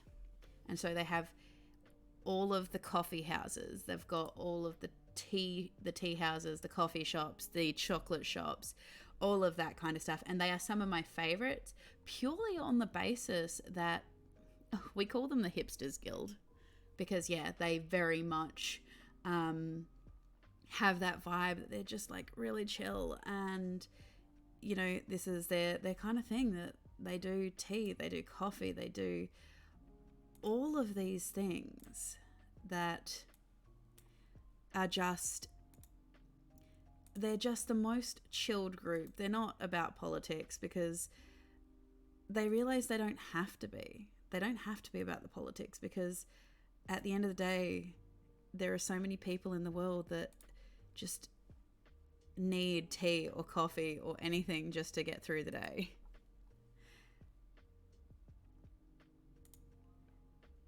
And so they're the first house, they're the first guild you go to for gossip. They are the ones that you go to just kind of chill out and do your work and all the things you would do with a coffee shop. And not only that, they're the most fun to create names for because, you know, they can be town-related names depending on the industries in the towns. They can be...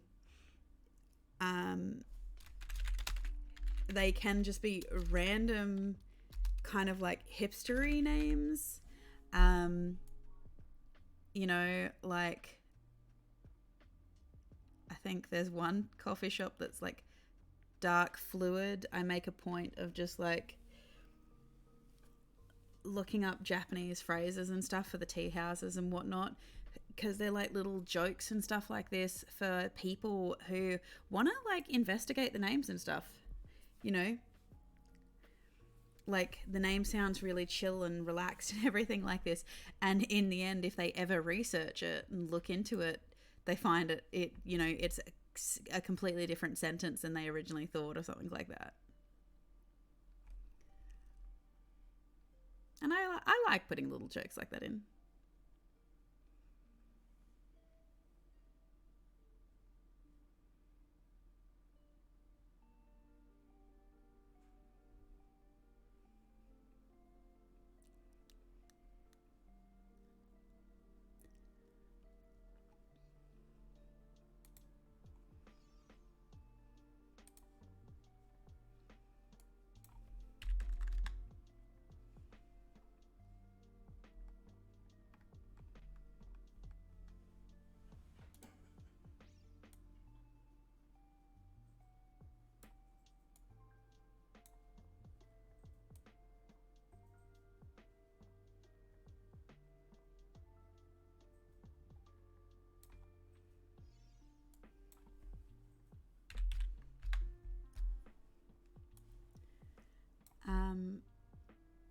I mean, this party, because they don't have any real ties to religion or anything like this, they haven't explored anything to do with the religions and stuff yet, which is fine. I'm okay with that. But I'm definitely looking forward to when they do. Because they've learned about the Commoners' Rebellion. So that's something cool that they've kind of discovered.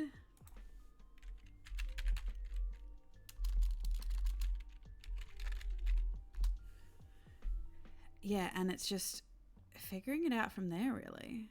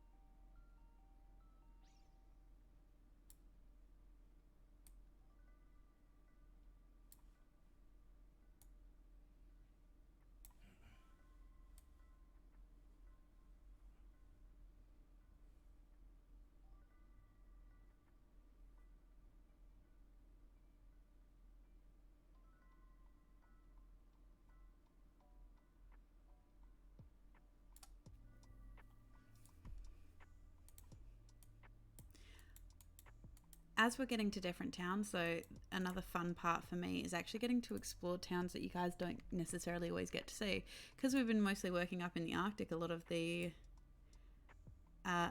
things that you're starting to see are more Arctic climated things. You know, we're starting that, like, this area doesn't have direct, like, lines that they can always rely on for transportation to the capital and things like this. So yeah, it's an interesting one, these towns, but I like you guys getting to see, like, some of the more esoteric guilds that you don't always get to see when I'm building, but also giving you guys the opportunity to ask as well, like, what's the deal with such and such? What's the deal with this? You know, I really enjoy the input that I get from you guys, like things that, seeing what piques your interest and whatnot. So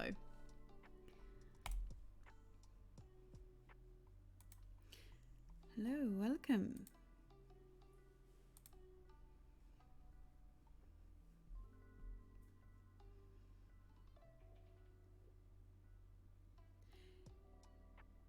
Yeah, it does depend on the DM. A lot of the time it will depend on the DM, but I love letting my players explore and see things that they may not have explored before, or look into things that, you know, pique their interest. Because there's no point writing a story if the players aren't interested in the plot hooks you're giving them. You know?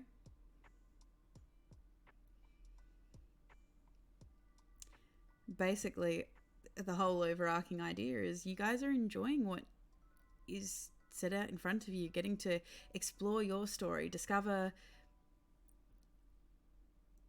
your solutions to things and whatnot. Like, that's important to me. You know, I love hearing my players' theories as well about what they think I'm planning. And it's always surprising the way that they seem to think about things, because the things that they thought were a problem don't end up being a problem. Thank you for the follow.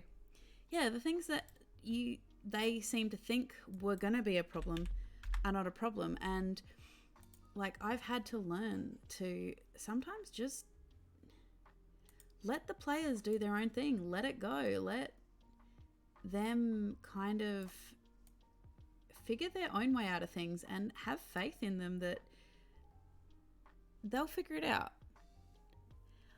Hey! I'm doing great. How are you? I hope you're feeling better.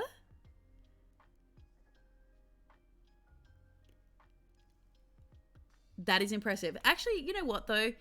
It is a perfectly valid thing, because 1, the table could be a mimic. 2, doors seem to be adventurers' worst enemies. It is entirely possible. I can see why they would think that, but why a door? Why a door? It is an interesting theory that they think that the table is the BBAG. Interesting.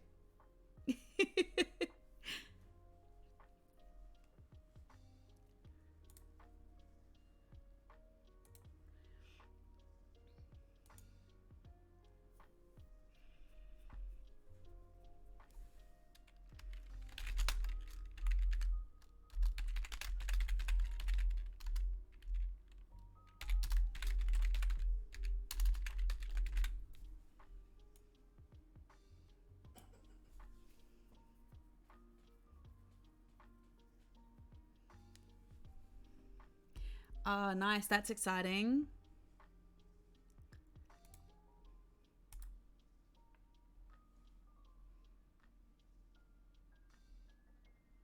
Oh, thank you. I'm glad you like it. Yep, no. I've been boo for a while now, so I like sharing my little guy with the world.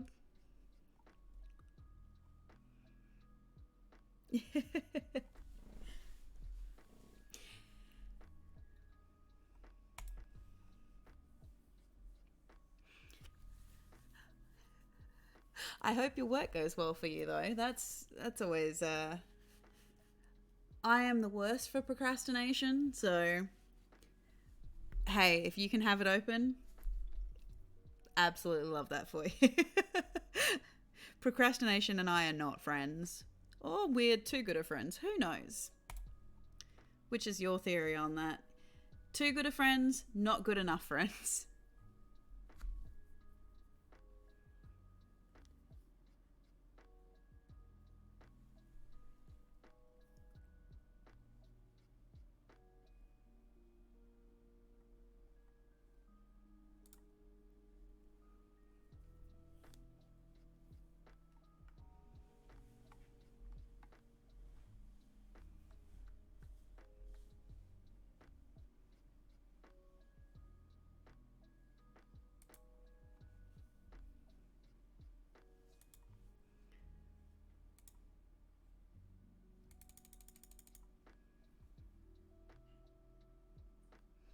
Go for it.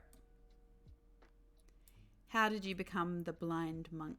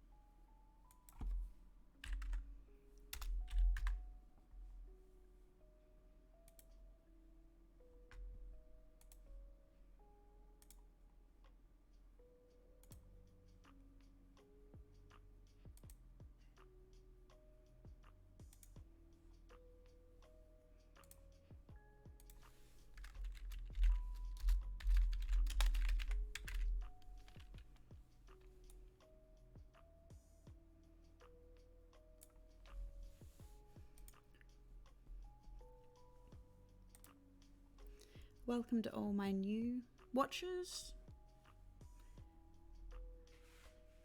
Feel free to come in, have a chat if you like D&D. All opinions are welcome.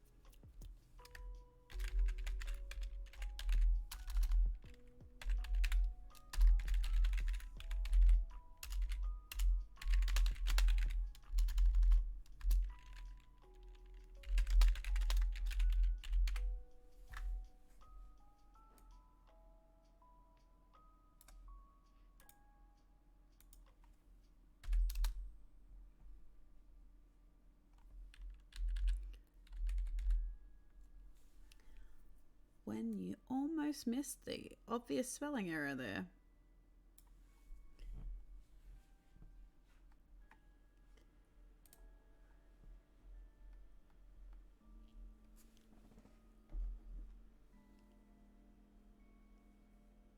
Thank you, Spinner and Kaz the DM, for hosting me. Welcome to you guys and your viewers.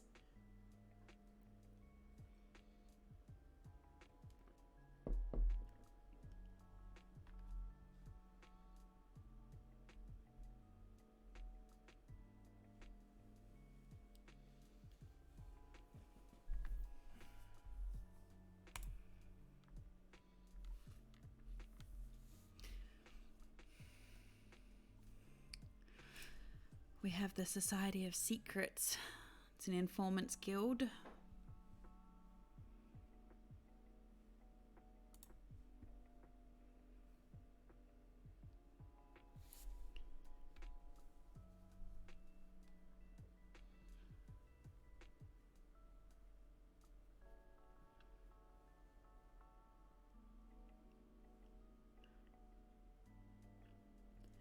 Oh no! Poor Jane.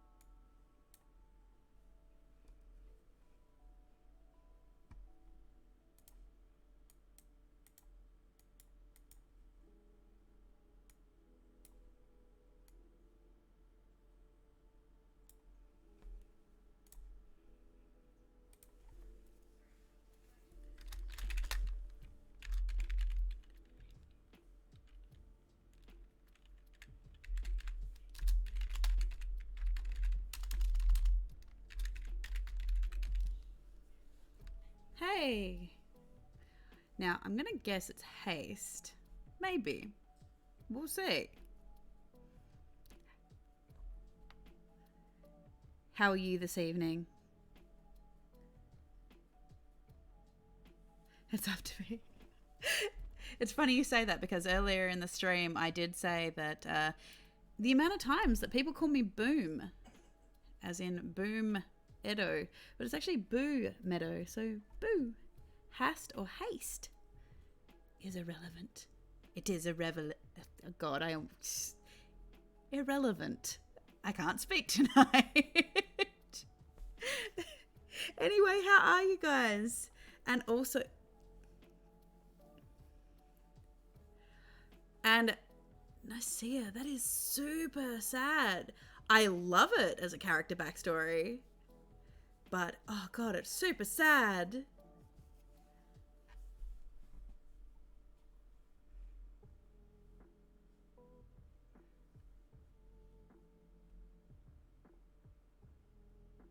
Triton Paladins, always fun.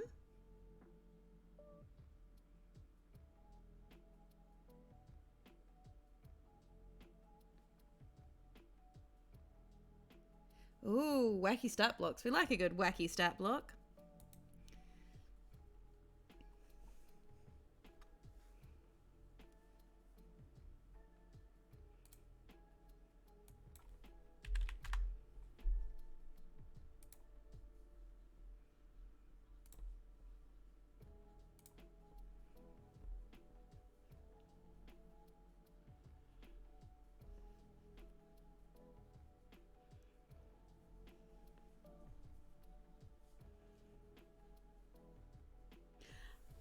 Hey, not so bad in the grand scheme of things.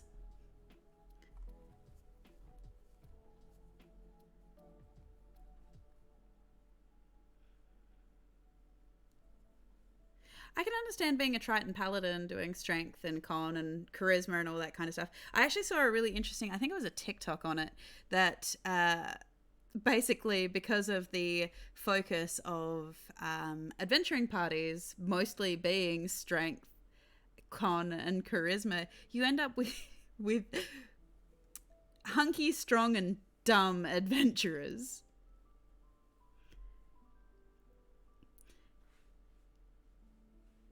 See, I like that. She's got a goal, she's got a set goal, she has a path of vengeance, and you know, you can see the areas for character growth about, like, does she learn to let it go? Does she end up exacting her vengeance? You know, all good things that we actually like to see.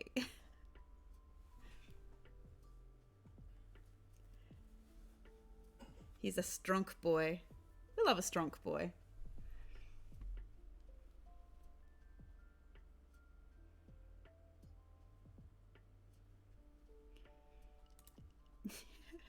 Well, that's exactly it. You got to be careful that she's not a loner, because You know, you don't want it to cause, like, yeah, she needs help, unfortunately.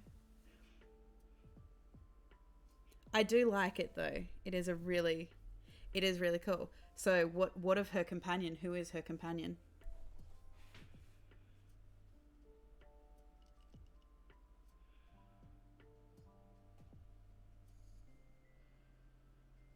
Ooh, that's also cool. Again, we love a good path for characters and a reason for doing what they do. A tiefling bard. Nice.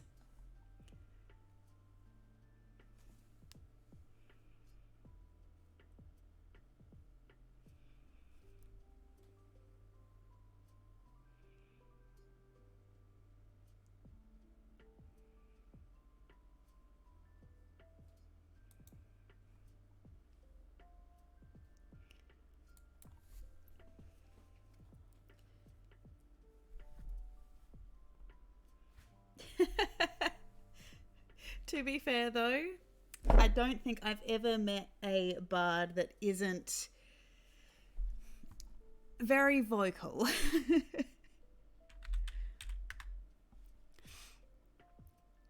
One of my most favorite characters that I've seen played in one of my games was I had a young Irish fellow who played a Fire Ganassi bard, and he was the same. She would ditch them. I've got a feeling somewhere along the way that, you know, something might happen to their companion or something like that, and they'd be devastated. Yes, this is Xanderfell. This is the 9th map I've made in this series. And B, it is not necessarily the second map. I didn't get it finished the first time around. Normally I try to get these done in one session. But unfortunately, I started this 2 weeks ago, and midstream was not feeling well enough to continue, so I had to come around and finish it this time around. I did take a little bit of a break last week, just because I decided I wanted to create a battle map instead for my players. So I did that instead, and you know, so I intersperse town map building for in with battle map building and things like that. So I am creating maps for this world right here. This is my homebrew world of Avani, and we're currently working in the Loriadoran Unitary State, which is the more, they see themselves as the more civilized part of society, when in truth they are just the part of the civilization that banded together during a time of war. So, a blind monk who's seeking vengeance. Oh, it really does depend. You could go hermit, because obviously she spent a lot of time alone. Ooh. See, she's not really.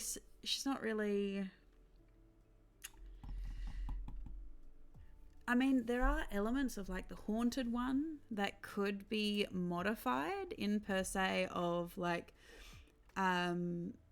she's haunted by the memories and shades of her fallen comrades, you know, reminding her why she continues to fight, why she continues to battle with this and continues to fight the way that she does for it, you know. I think it's the haunted one.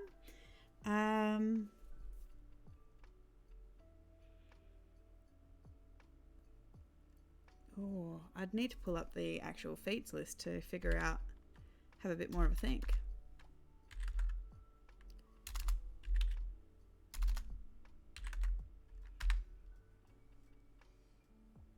Well, there's that as well. And I mean, depending on your DM, you could potentially create a custom background that actually suits her specifically with what you want to do with her as well. But of course, again, that is highly dependent on your DM and how they feel about, you know, custom creating a background.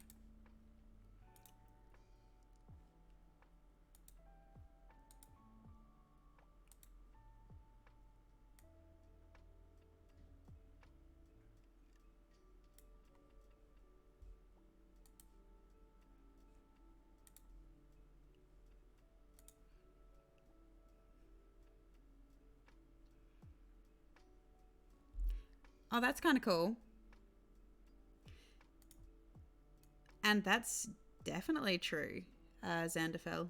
The background is basically where you came from and, you know, what you kind of went through on your journey to become what you currently are.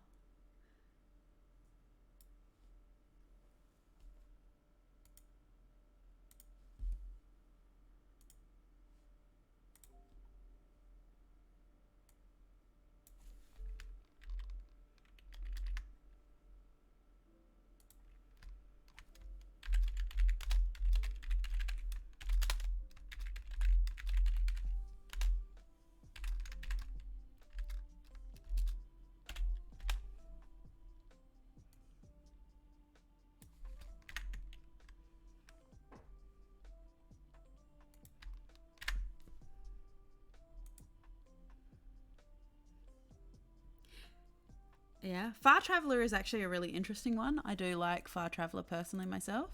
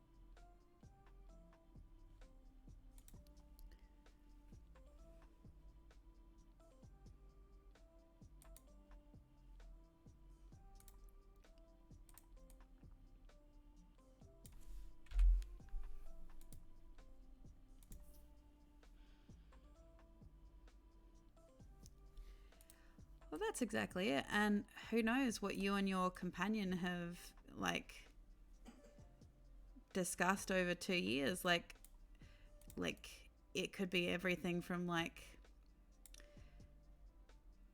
absolute abject annoyance, as you've pointed out, or it could be almost like an annoyance like siblings, having been on the road for so long.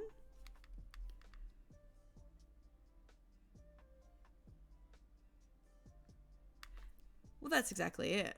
That's great advice. I like that one.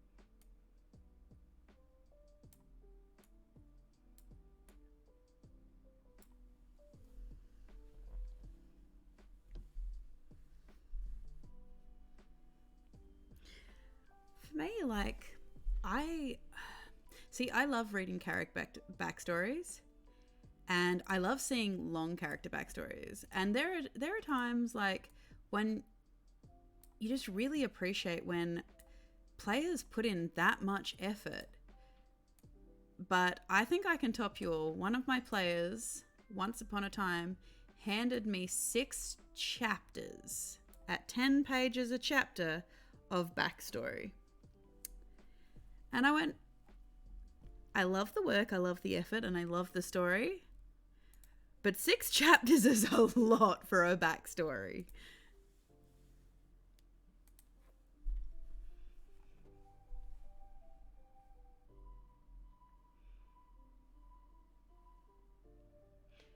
Yeah, 6 chapters is definitely a lot for a backstory, but, you know,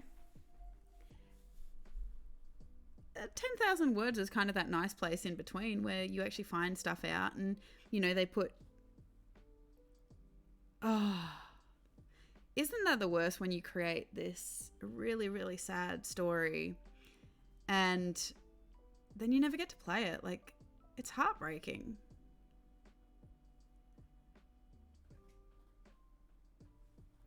Yeah. I mean, I have had a player write a death scene for their character. Their character was a very old man, and so he had wanted to write this character story for them. And I was happy for him to do that and everything like this, and it was fine. Like, that was absolutely fine. But I'm not going to lie, this story that he created for this character, it was devastating. Like, it was really sad. And the other players, like, he presented it because this player writes backstories and stuff to songs, and songs that, like, inspire him and whatnot. And so he had created this with a song. So he posted this song and he created the story and all of this stuff, and he gave it to one of the other players who had grown very close to and fond of this character. So he handed her this death story that he wanted to enact for his character, of his character just being an old turtle monk and all this kind of stuff. And he's reading it. She's reading it. And the next thing he knows, she's calling him in Discord, absolutely beside herself. Like, how dare you do this? Like, don't you dare make him die like this. This is sad. And it was hilarious. He did not expect that reaction. I see, that's a cool way to do it too. I had never thought about that. No, he didn't go full Master Uguay. He was a very interesting character because he wasn't inherently Master Uguay. He did start out as a Tranquility Monk, but yeah, he didn't go full Master Uguay with it, because he ended up going Wild Soul Barbarian as well. And so yeah, he wasn't full Master Uguay, but I will say that he had sat down on a bench in the middle of the night and just basically breathed his last, and the air goddess that he worshipped basically covered him in this blanket of snow, like somebody had tucked him in, you know, as a last moment of care and all this kind of stuff. And it was heartbreaking to read.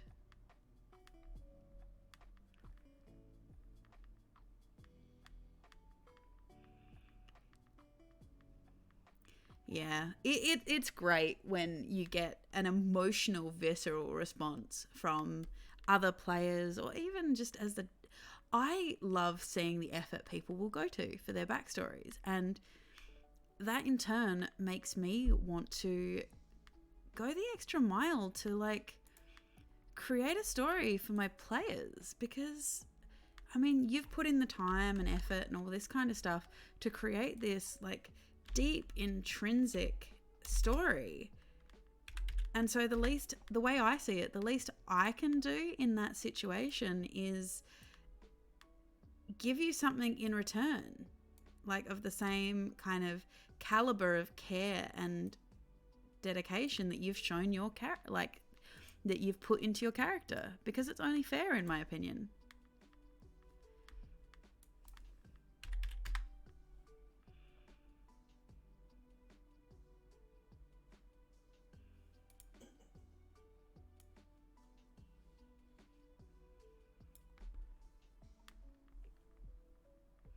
I don't think you can link it because I don't have links turned on, unfortunately. But you are very welcome to post it in chat.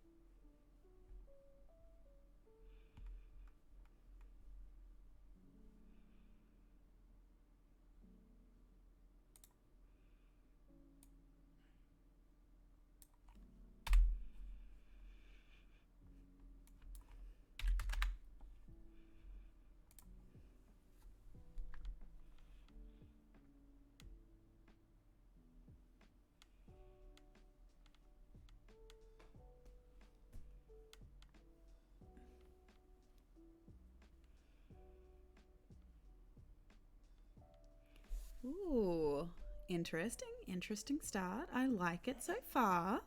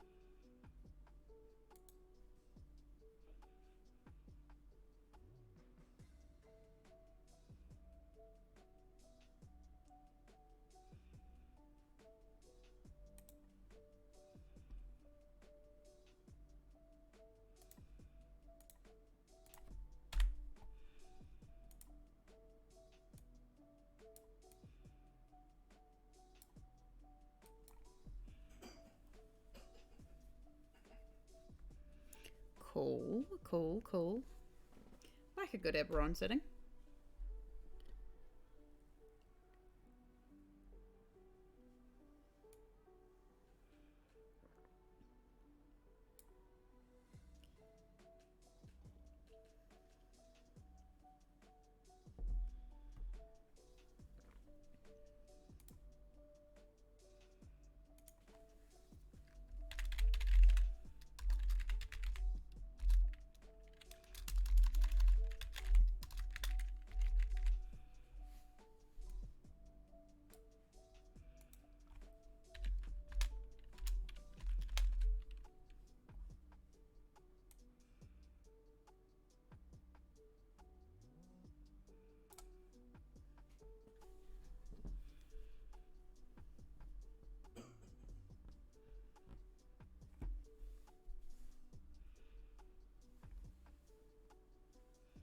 Ooh, ominous start.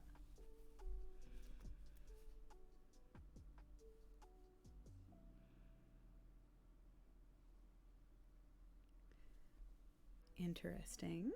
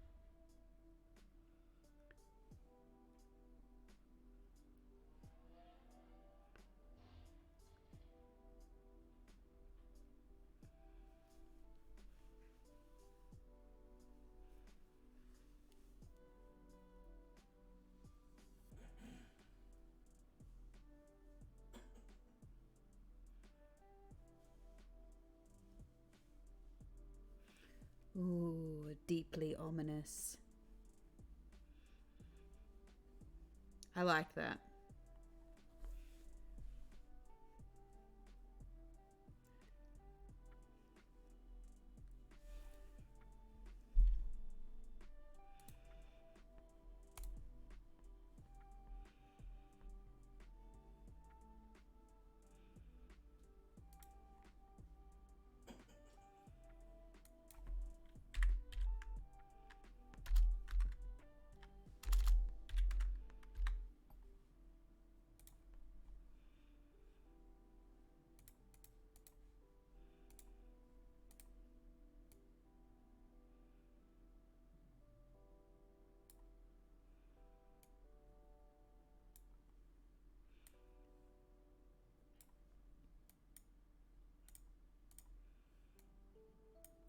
Liking it so far. Definitely liking it so far.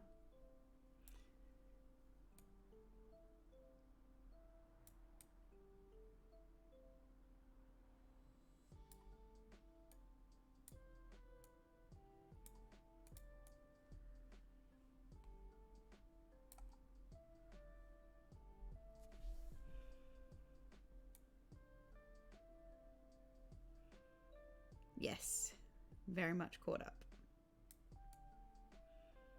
I am a relatively quick reader.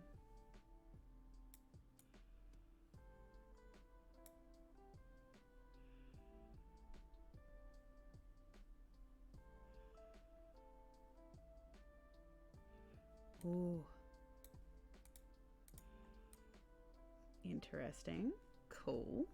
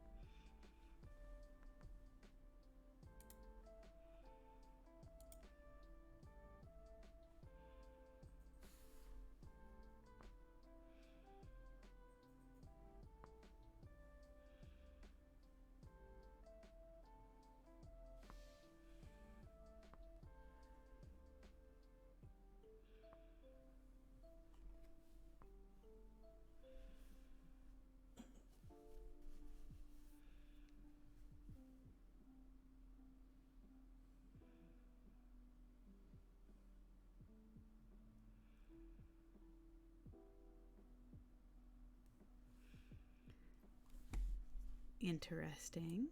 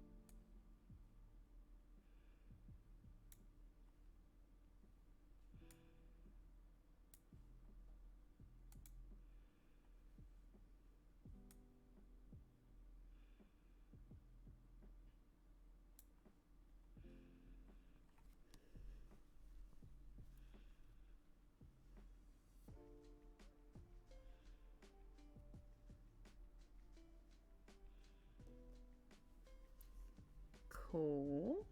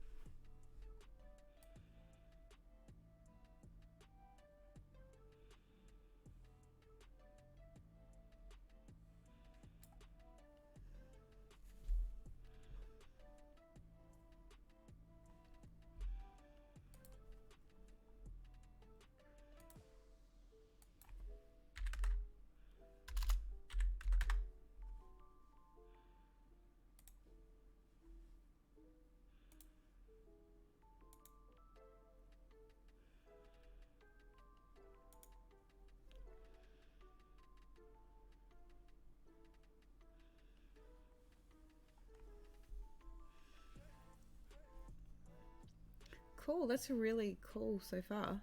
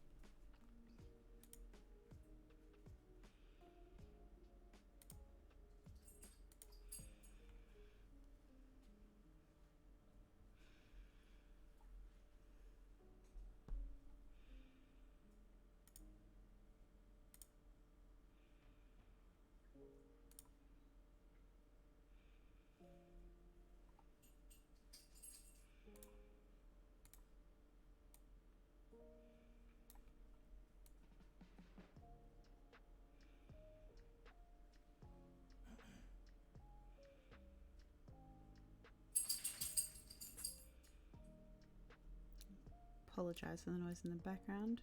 It would appear that my dog decided that he needed to shake right then.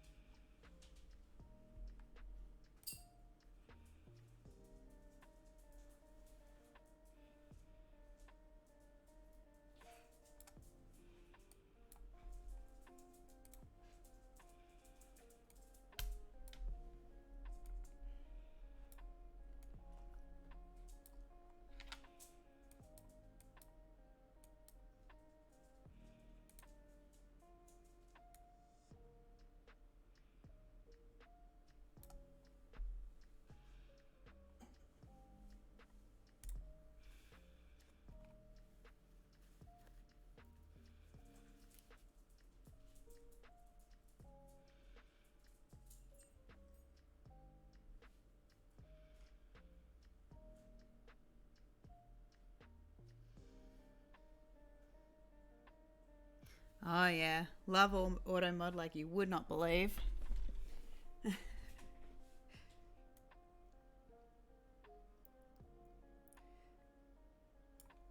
To be fair, I do try to keep it a pretty clean stream.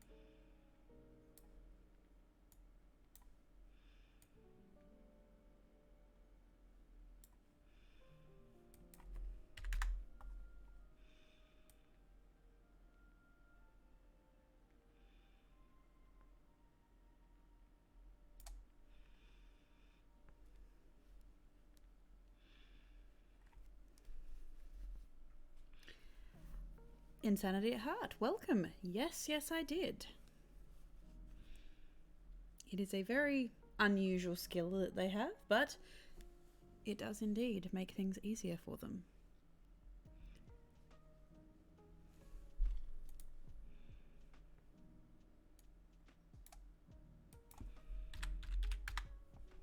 How are you this evening?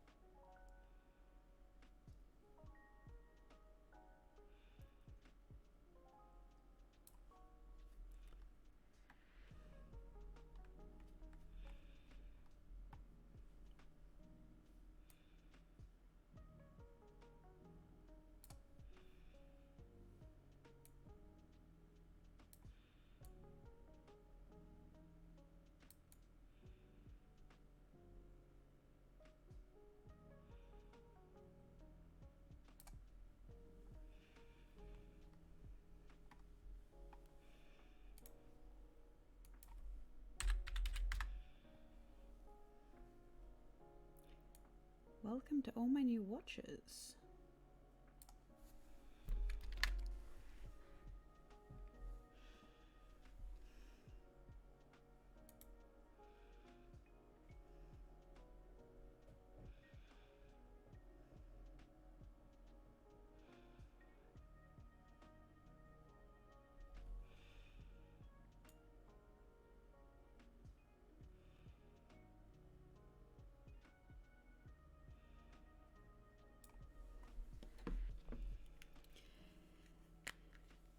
Apparently bullying terms. But that's fine. Within the context of the story, it makes sense. That's fine.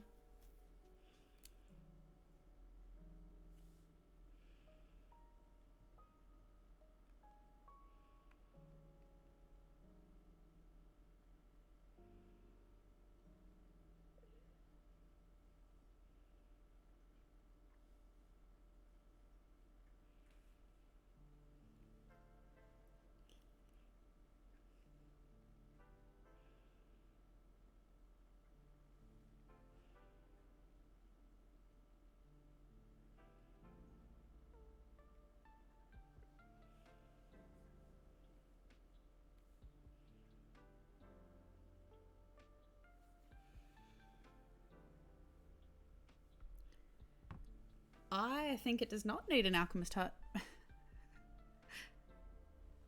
And my druid can just suffer.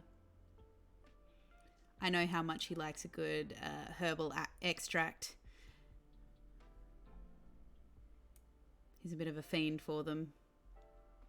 And sometimes I like just saying no and not giving him what he wants.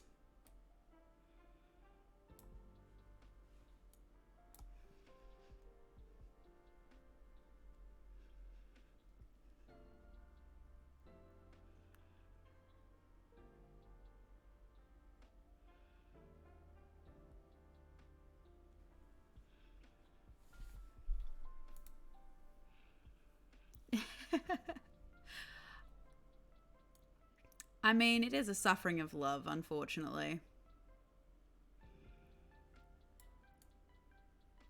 I have a feeling eventually he will integrate with the party whether he wants to or not.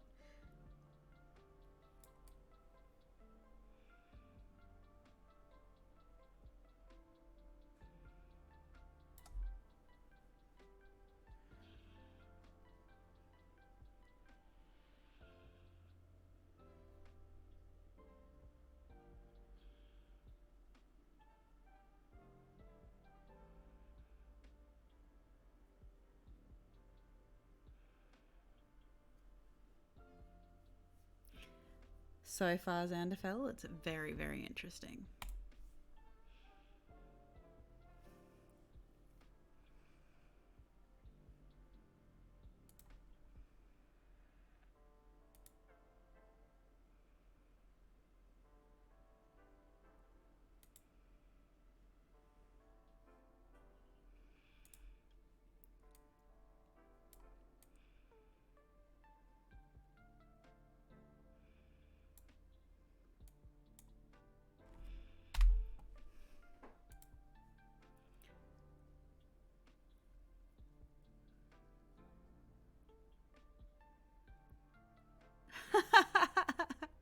If that is the case, I will be happy to see it.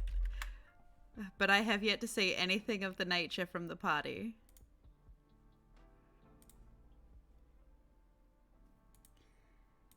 This particular party does not seem particularly enamored with romance, unfortunately.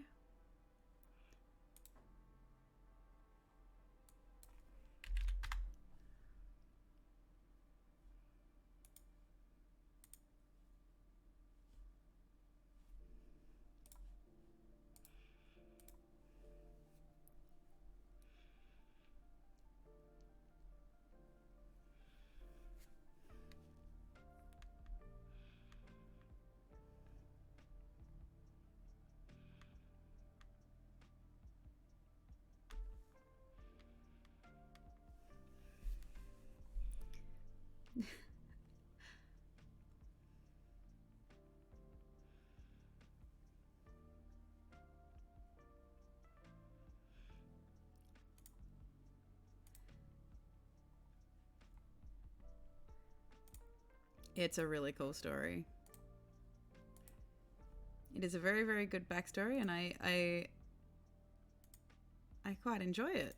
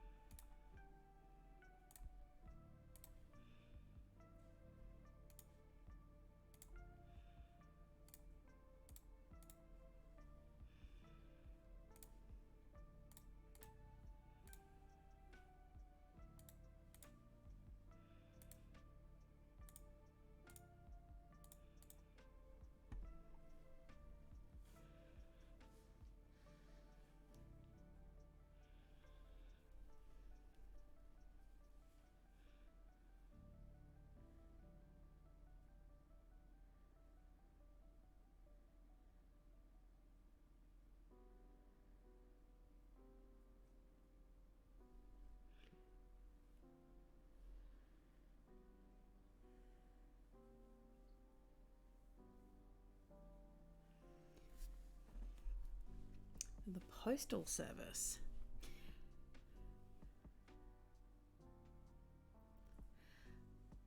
Yeah, I can tell you about the Postal Service if you want. So they are called the Collegiate of Hastened Archival Goods. And essentially, in borrowing heavily In heavily borrowing from the Discworld concept of the post, basically they are strong believers in the principle that nothing can stop the post. To the point that they are not beholden to laws. They have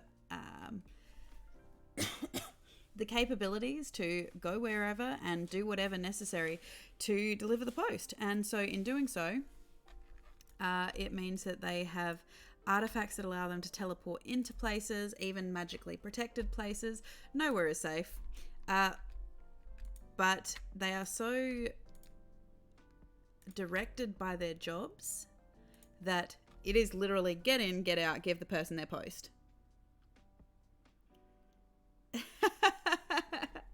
Hello, evil one. How are you?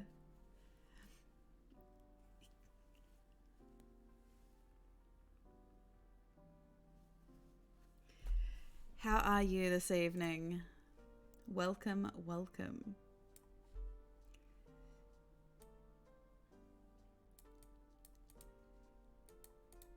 But yes, so nothing will stop the post in this particular setting. They will do whatever is necessary to make sure the post gets to where it's going, to get to who it needs to go to. I have a couple of players who frequently send and receive letters and things like this, and funnily enough, they were in a very hard to reach temple, breaking into a place actually, and the Postal Service found them, and they were in the middle of being super guilty. I believe the wizard and the gunslinger of the party were breaking into a place, and they did not care about the break-in at all. They're like, we have no questions about this. They gave them their post, and then they racked right off. So yeah, it is a fun little concept though that I wanted to put in there just for people who wanted to send posts and, you know, utilize that service to send letters, so on and so forth.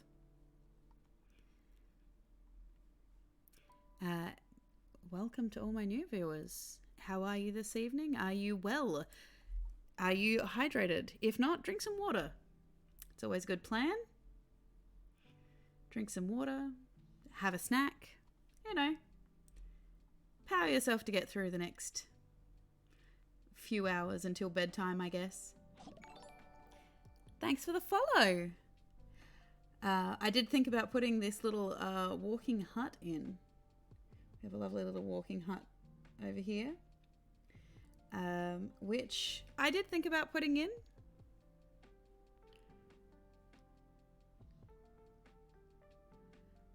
Oof.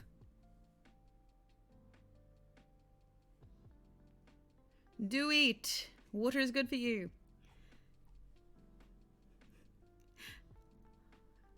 I will admit that I don't think many people I know drink water, or it's usually got cordial in it.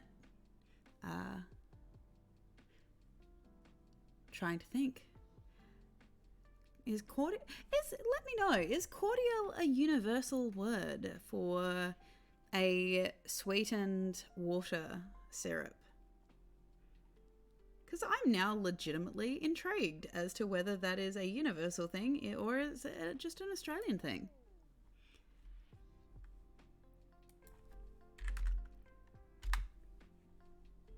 The only type of water. I drink liquid. I have apparently heard of the power of Milo. But apparently there is only one way to drink Milo. I've been informed. And any other way is wrong. Which, you know, that could be a hot take in and of itself, could it not?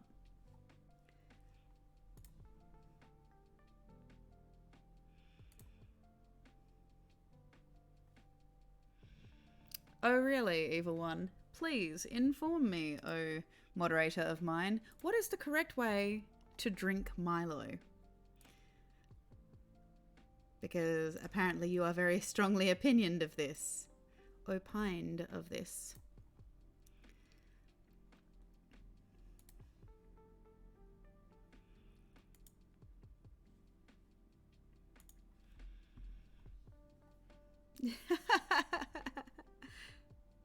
I'll hazard a guess that... Oh, I don't think he's ever snorted it, but I do believe that he does have a method. 200 parts Milo, 1 part milk and chew. Lovely.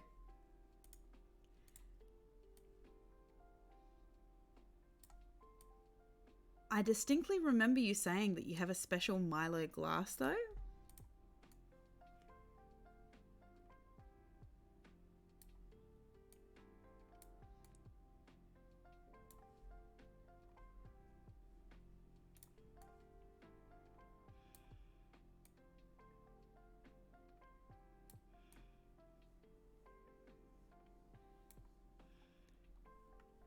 Well, does the special Milo glass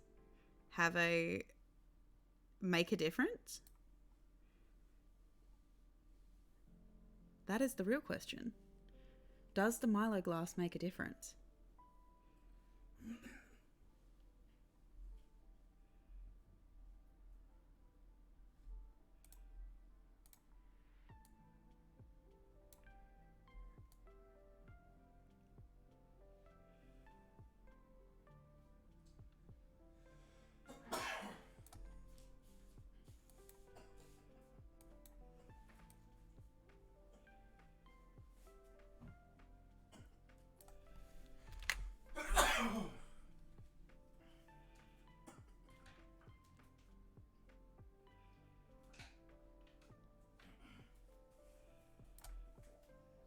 Thank you.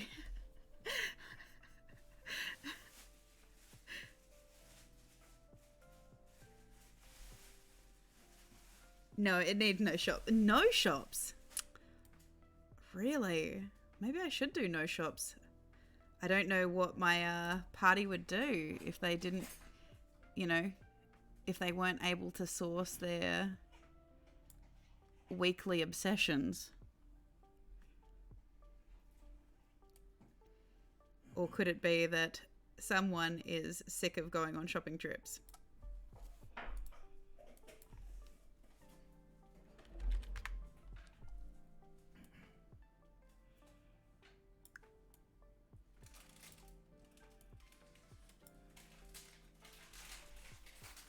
Trees and dried ingredient society. No. Just no.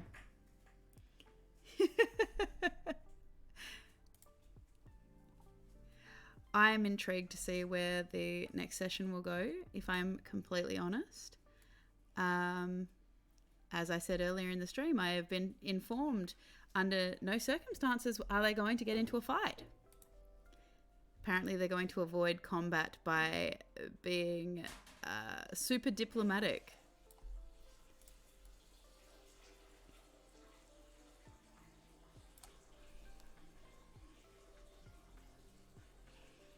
You are peaceful.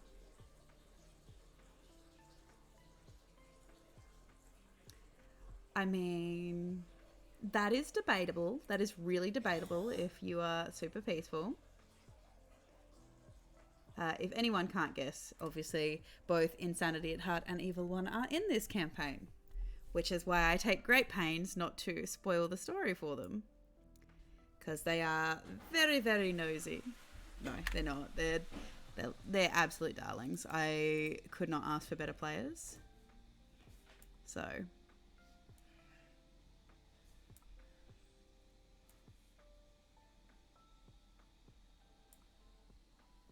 Wow? What is wow?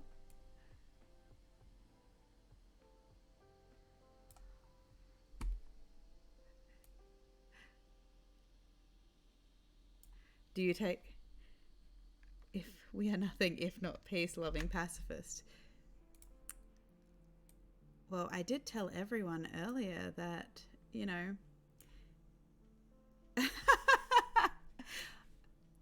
Are you calling me out on DM violence?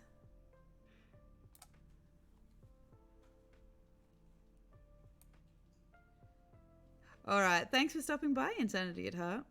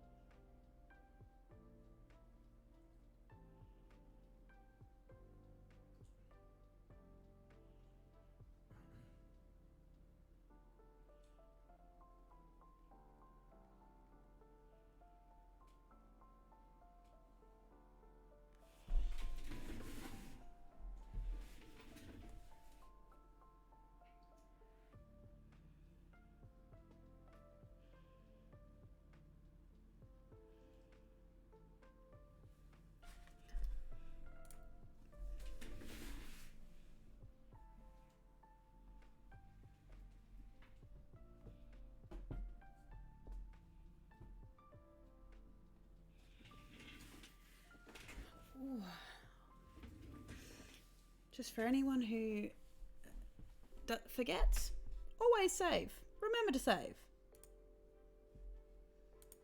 Saving is important.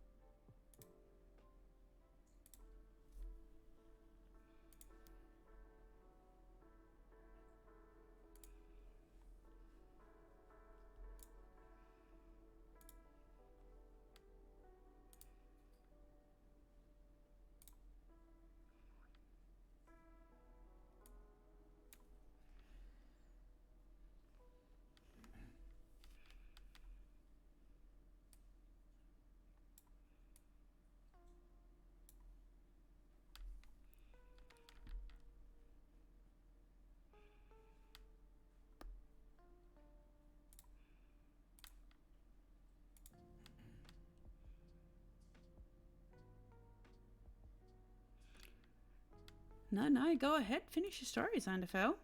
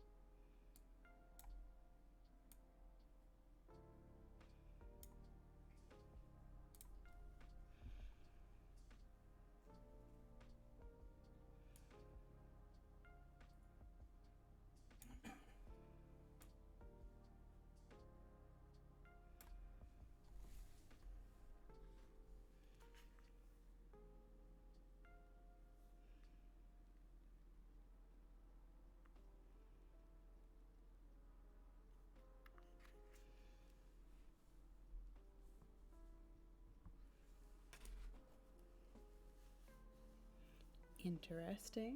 We love a good bit of foreshadowing.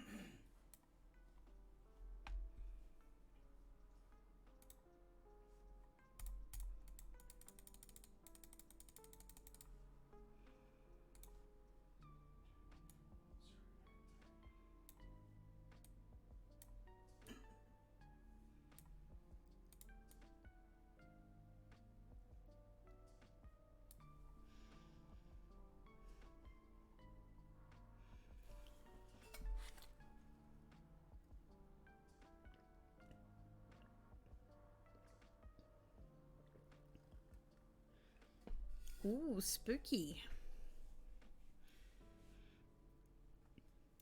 Interestingly enough, I do like the fact that the music was apparently thematic to be spooky for you as you're revealing the truth about this castle.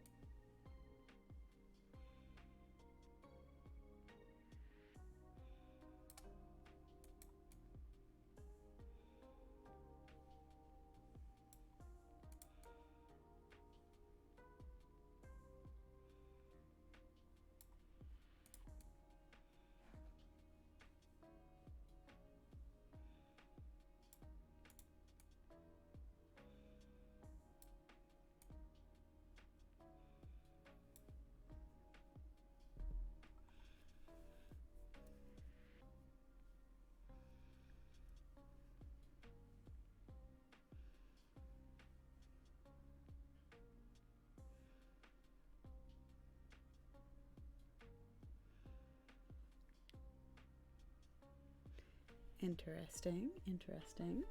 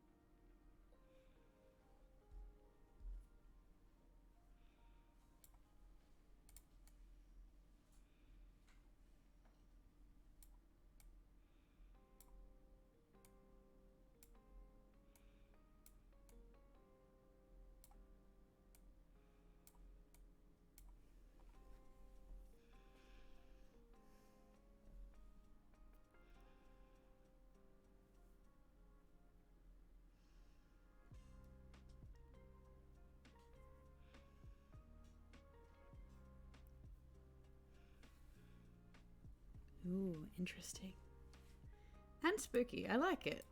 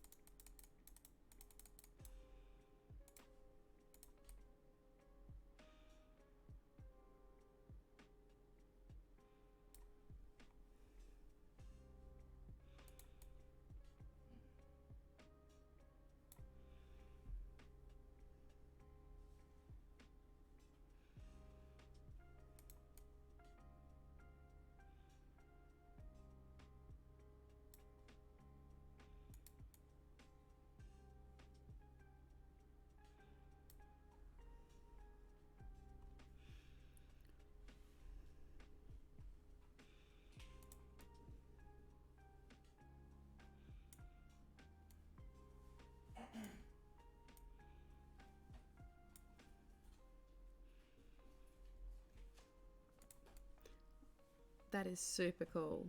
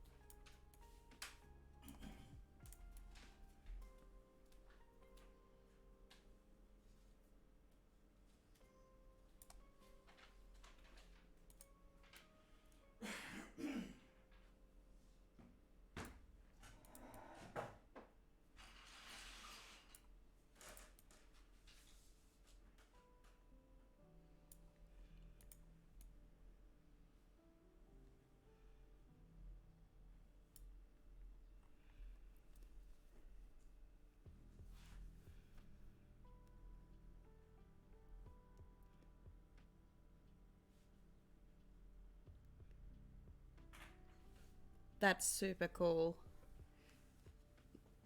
Xanderfell, that was really, really well written.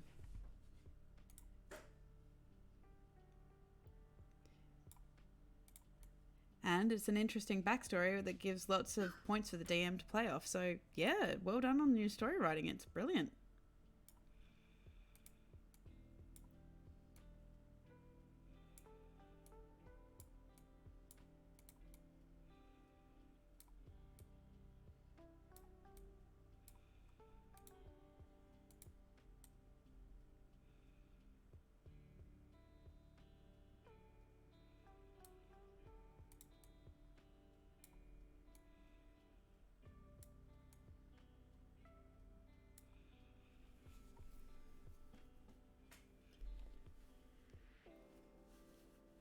It's really, really well written.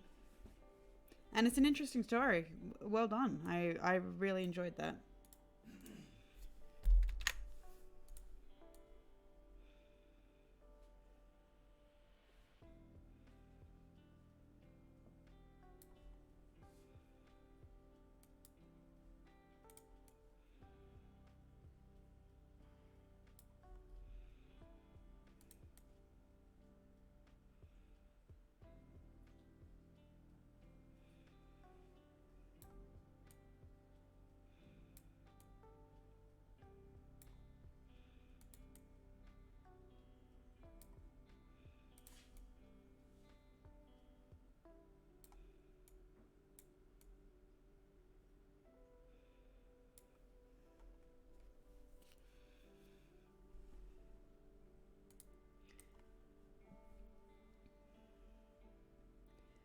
Well, it's a super cool story. I'm sorry you never got to play him.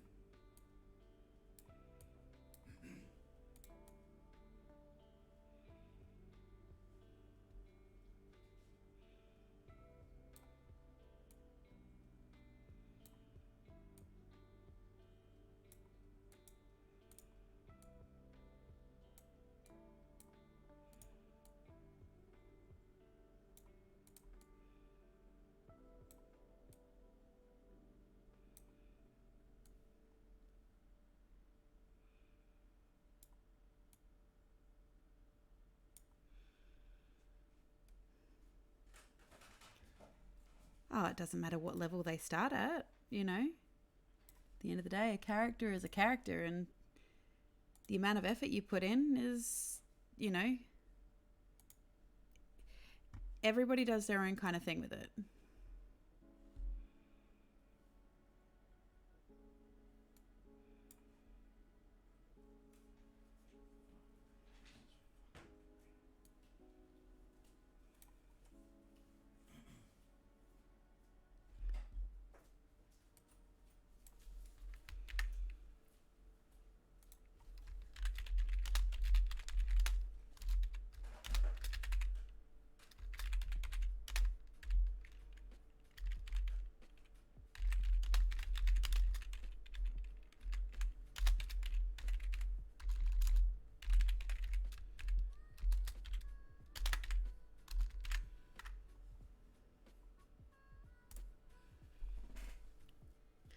Right. Just give me a quick 2-minute break. I'll be right back.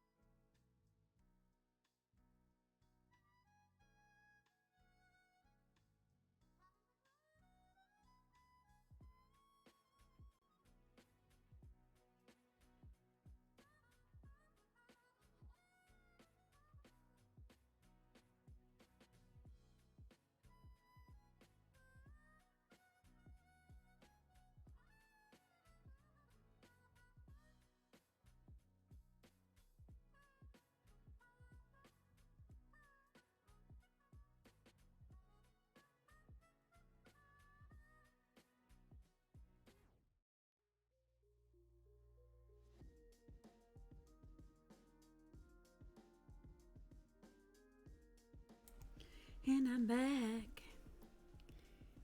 I hope I beat the clock. We'll see. I'm sure Spinner will tell me if I did or did not.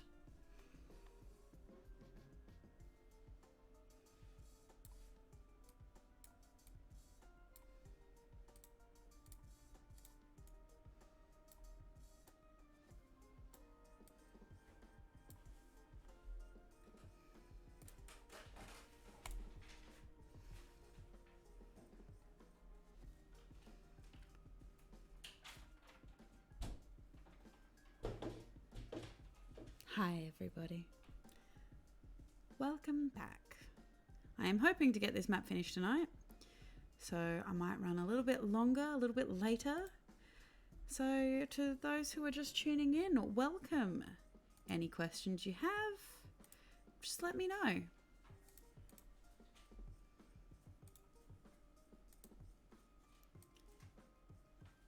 Always happy to answer questions.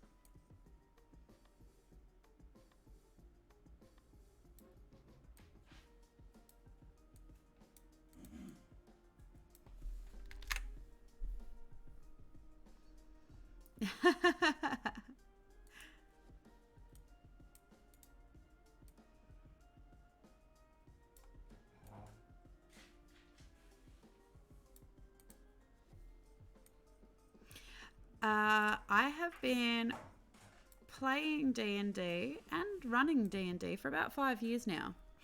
I do have a tendency to run long-running games in completely homebrewed worlds. I've never run a module, never done any of the standard modules or anything like that. It's all been custom world building and things like this, and this map happens to be like this particular game that I'm in just happens to be an amalgamation of essentially 5 years of work.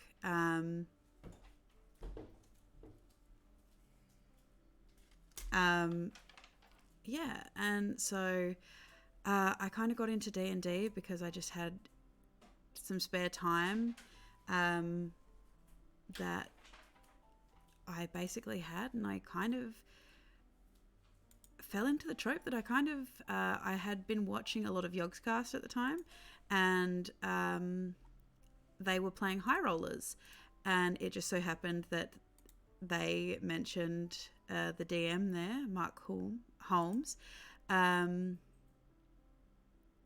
He mentioned that that he had some friends who played another D&D game, Critical Role, and I happened to watch it, and from that, on Critical Role, they mentioned Roll20, so I gave it a go. I had a look, and I've basically been playing D&D ever since. I only play in one game a week, but I run two,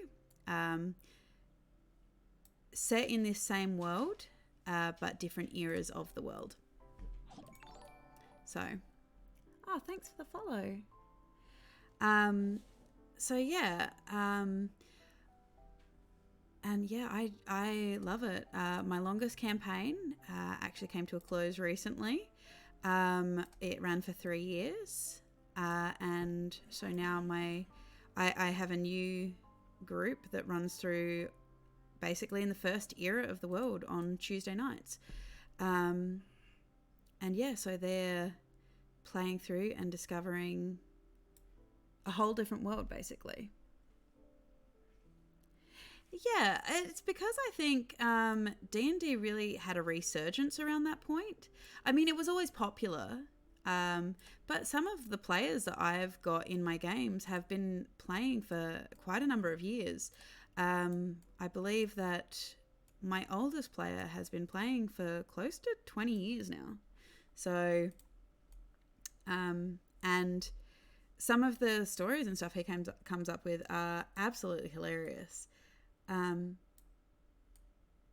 yeah, at the end of the day, I think anyone can play D&D as long as they're willing to put in the effort. Because it doesn't have to be a time thing, because what matters is the group you're playing with, and you know, as long as the group is making decisions on when and where and all that kind of stuff. Oh, that's pretty cool. That's fair.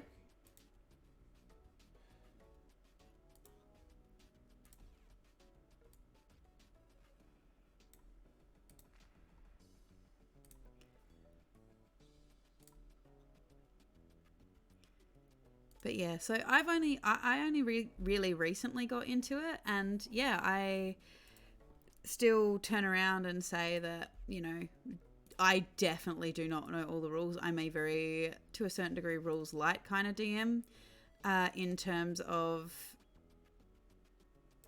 I'm happy to mess around with the rules if it is going to benefit the story more. Like, if a player wants to try something, do something that's not necessarily possible, I'm happy for them to give it a go. Let the dice decide the outcome as to whether they succeed or fail and things like that. So, yeah, that's pretty much it. So, and yeah, I just fell in love with DMing. I have always kind of been a storyteller. And so just the collaborative nature of D&D just really appeals to me. Well, that's exactly it. I've met a lot of players who really struggle with that concept, though.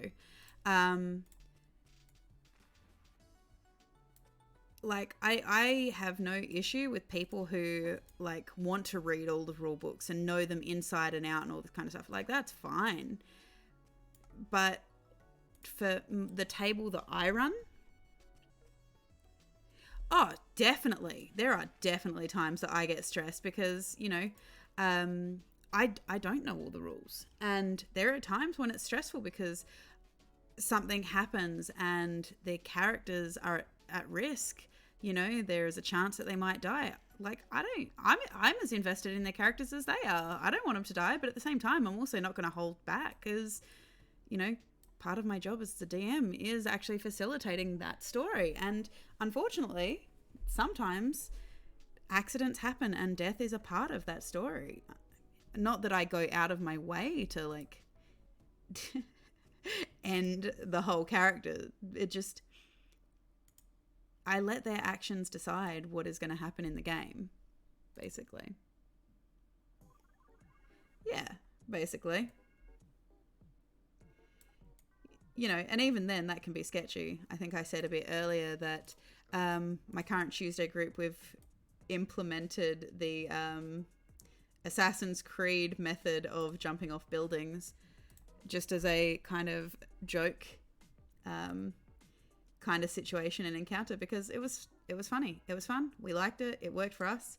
That being said, you know, I have had some players get really hung up on, you did this deliberately to me because you don't like my character. And I'm like, well, no, that's not true. I like your character. What, you know, there are times where I'm like, I'm a big believer in everybody can play D&D and, you know, there is a table out there for everyone. However, those two things are not always compatible. And I think any player who is going to sit there and complain behind a DM's back that they're not enjoying themselves, why are you at their table? Like, even if you enjoyed the game to start off with, the least you can do with your DM is have appropriate and adequate conversation and communication. Communication was the word I was going for there. To say that, hey, I'm just not enjoying this anymore. And that's no indication of the story or anything like that. Just sometimes you just don't mesh with it anymore. And that's okay, you know? Because, you know, at the end of the day, D&D is a game and it's supposed to be fun. The minute it stops being fun, it becomes a chore.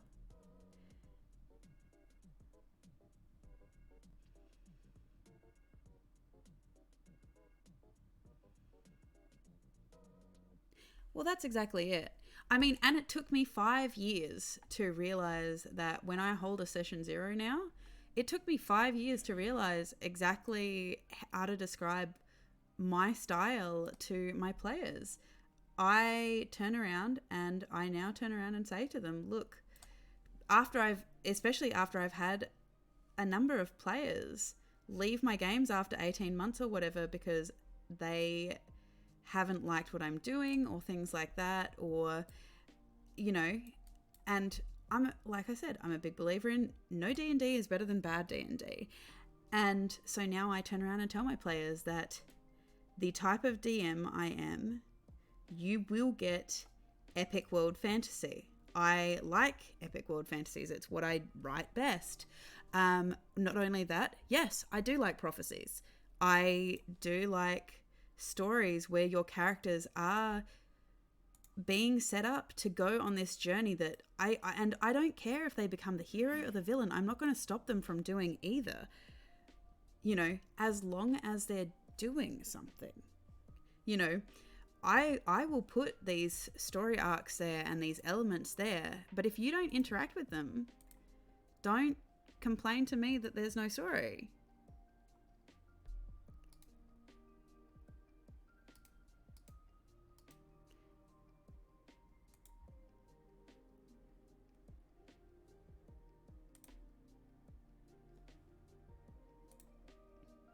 Yeah, like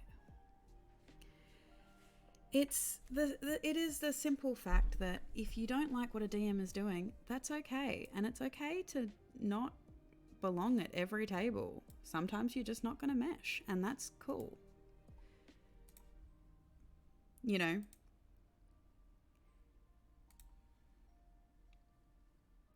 Basically, communication is the key. You want a good D&D table, you learn to communicate that. And if you sit down at a session 0 and you don't like what the DM is saying because it's just not compatible with the way that you like to play, it is okay to leave too.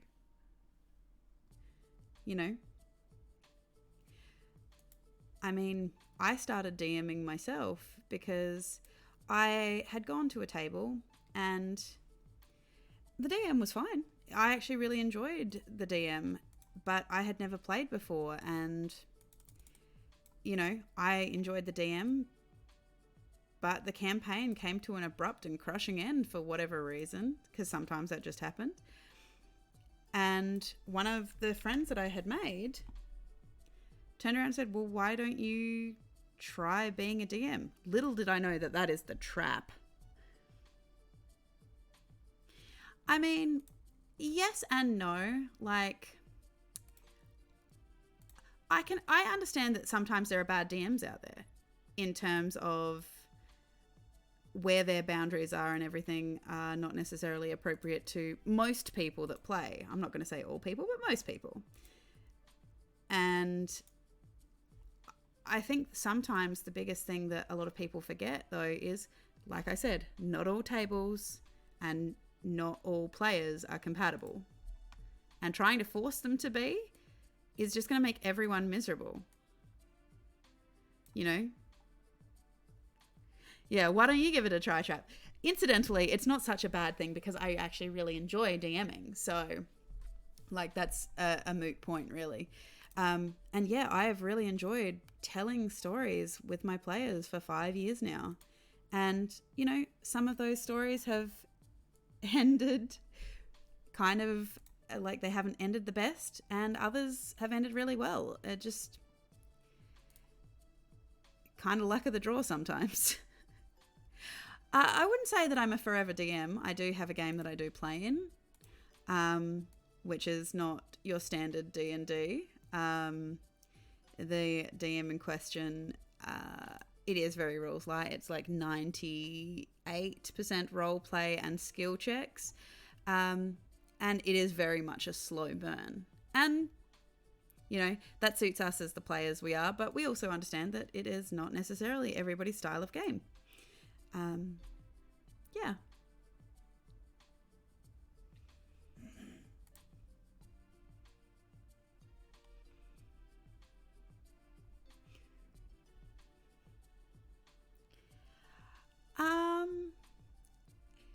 I I think some people are naturally predisposed towards storytelling, but I do think practice does improve your skill. And the more you do it, the more you learn, the better you get, you know. I would... It's usually the way.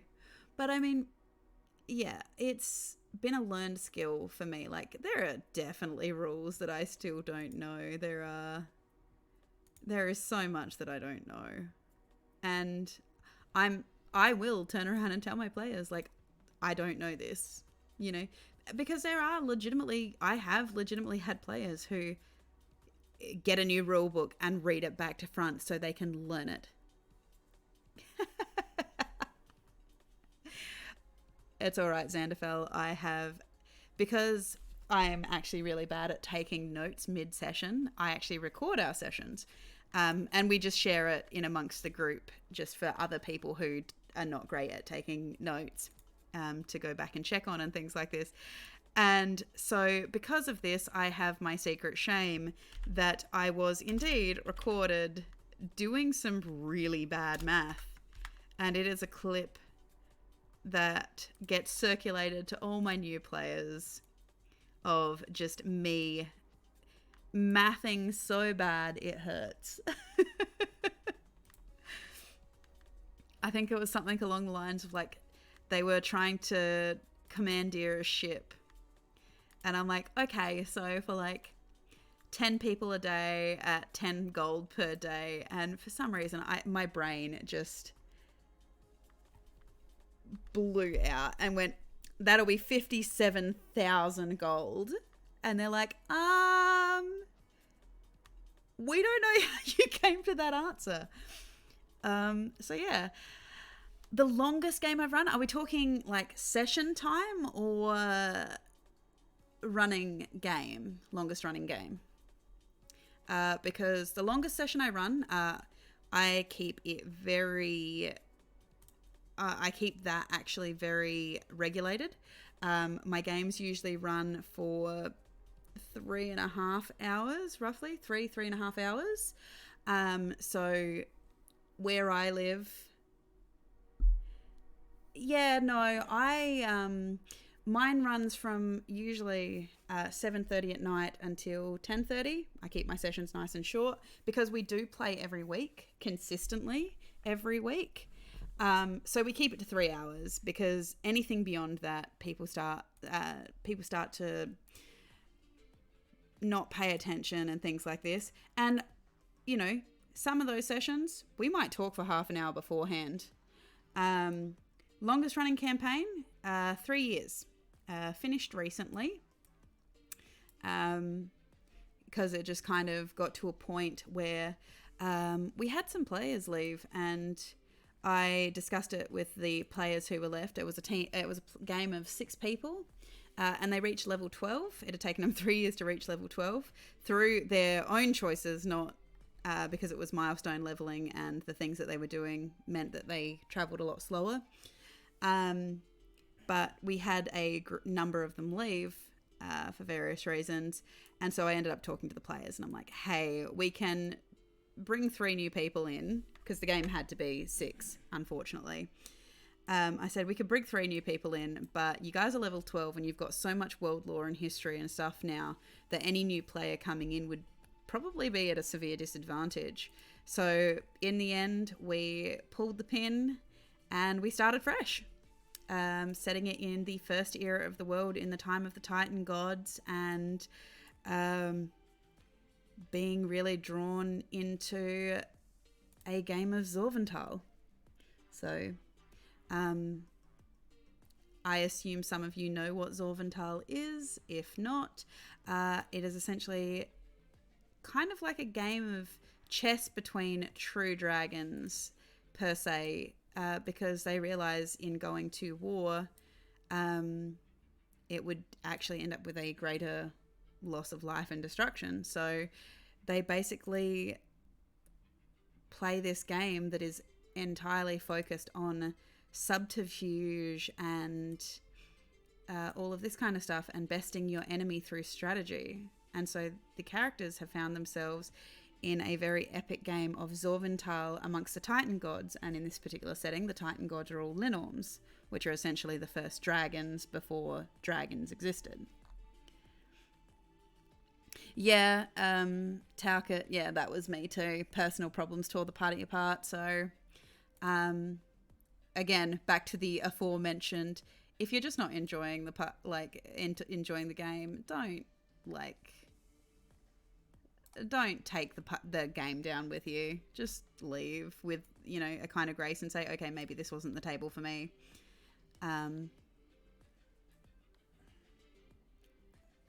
Ooh, that's kind of cool.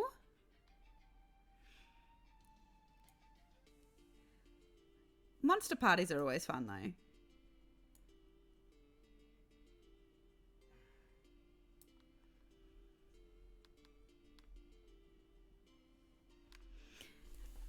I'm so excited for you. It's good when you find a good group of people who just really enjoy playing.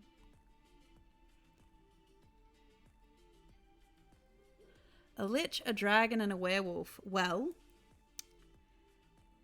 we currently kind of in my Sunday game have something that I play in something similar,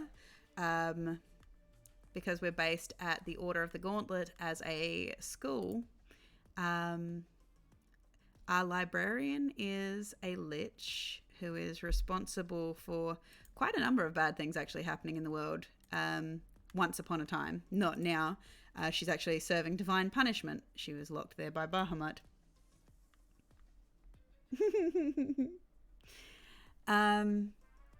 And she created the Blood Hunters, except one of the Blood Hunter schools were infected with lycanthropy. And then our sister school in Neverwinter, which is called the Academy, their headmaster is used to be the Fey Warden of Evermet many thousands of years ago before he was turned into a vampire by Strahd. So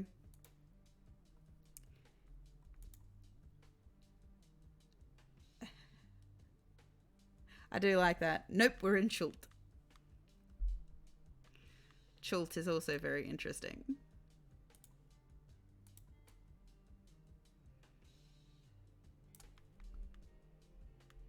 Never using Neverwinter again? Why? Just overuse or?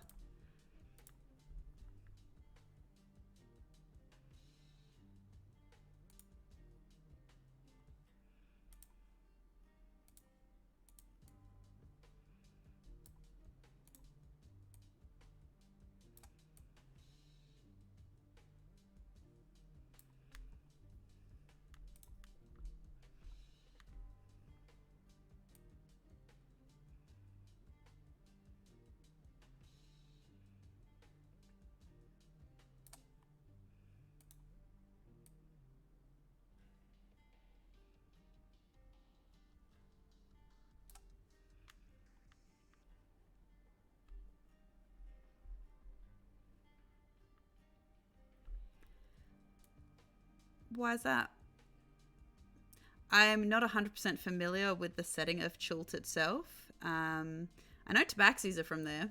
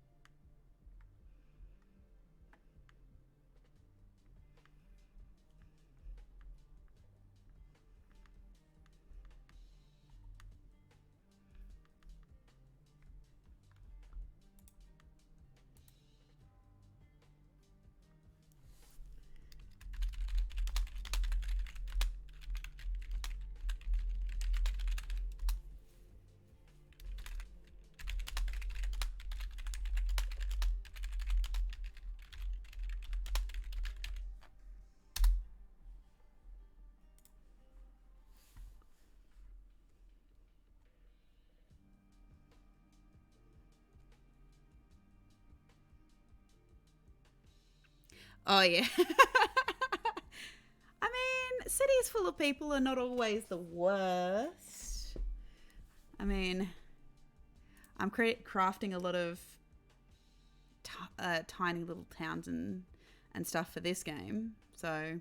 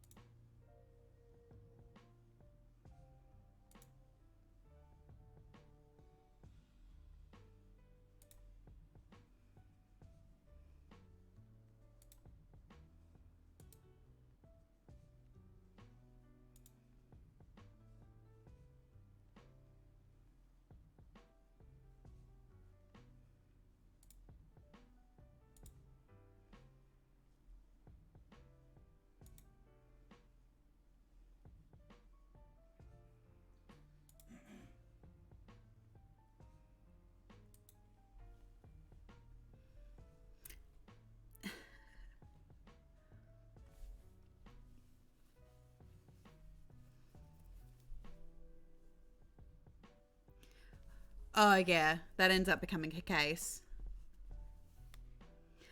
Thanks for that, Connor. Thanks for jumping in and saying hi. And thanks for the follow. I am usually here every week, so jump on in and say hi again at some point.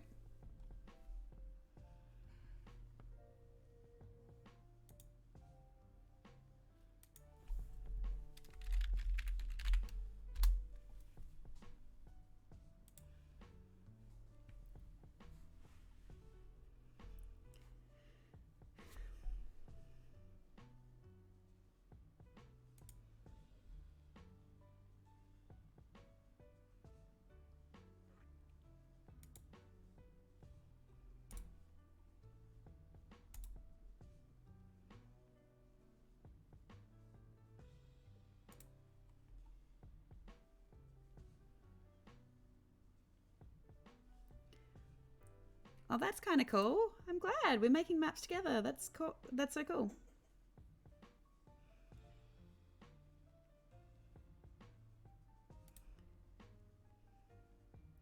Collaborative map building at its finest.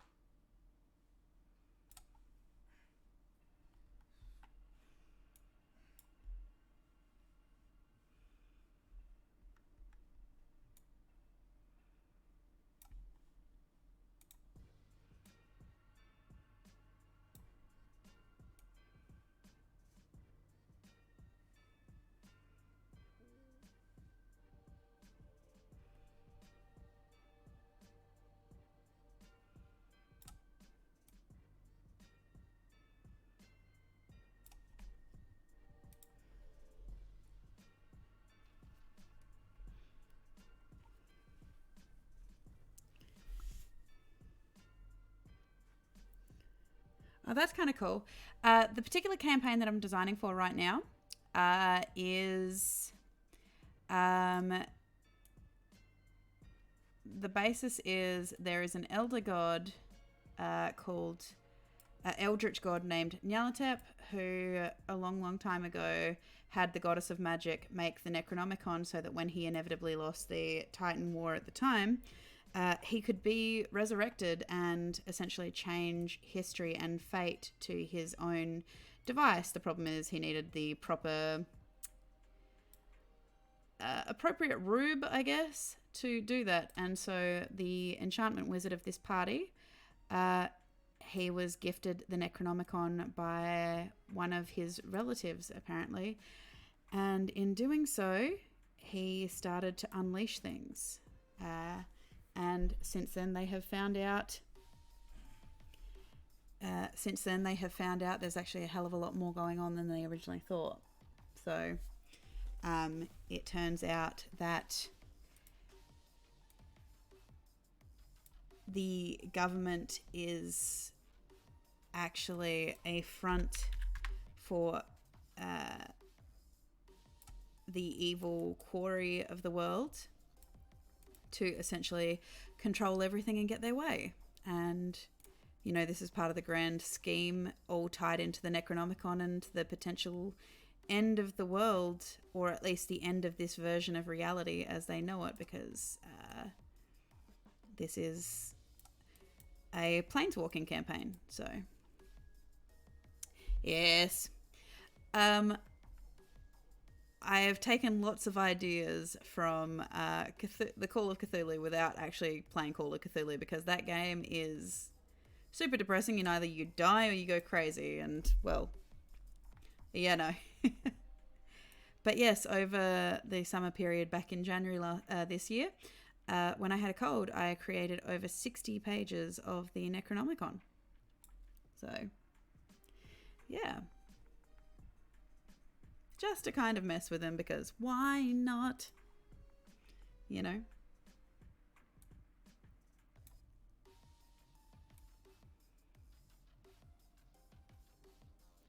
And incidentally, since then, the wizard of the party has... he asked the book to tell him everything it knew about the big bad, or this Virgil that had tricked him. And the book, basically, because it's a sentient book, turned around and said, what do you want to know? And he goes, everything.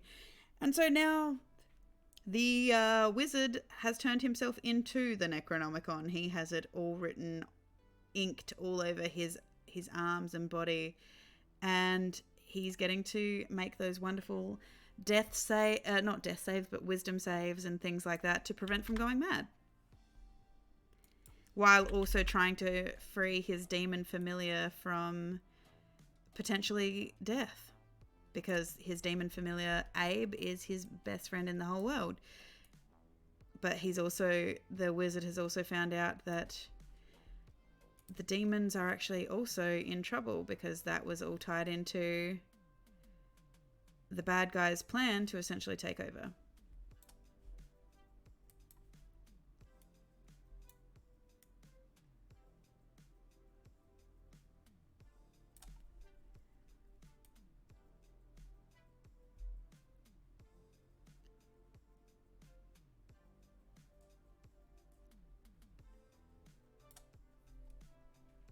Yeah.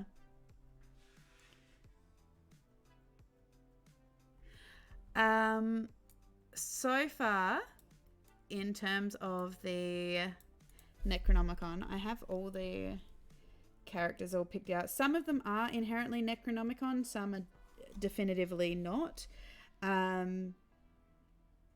If I pull it up... Wait, where's my book? I do have a book with all of the stuff. Because any good DM will know you need to write everything down. So, if I go to my list here somewhere. I swear I had a more concise list somewhere, but we'll see how we go. Because this is the other thing. You write everything on lots of dozens of little pieces of paper, and then you have no idea where you put them. So,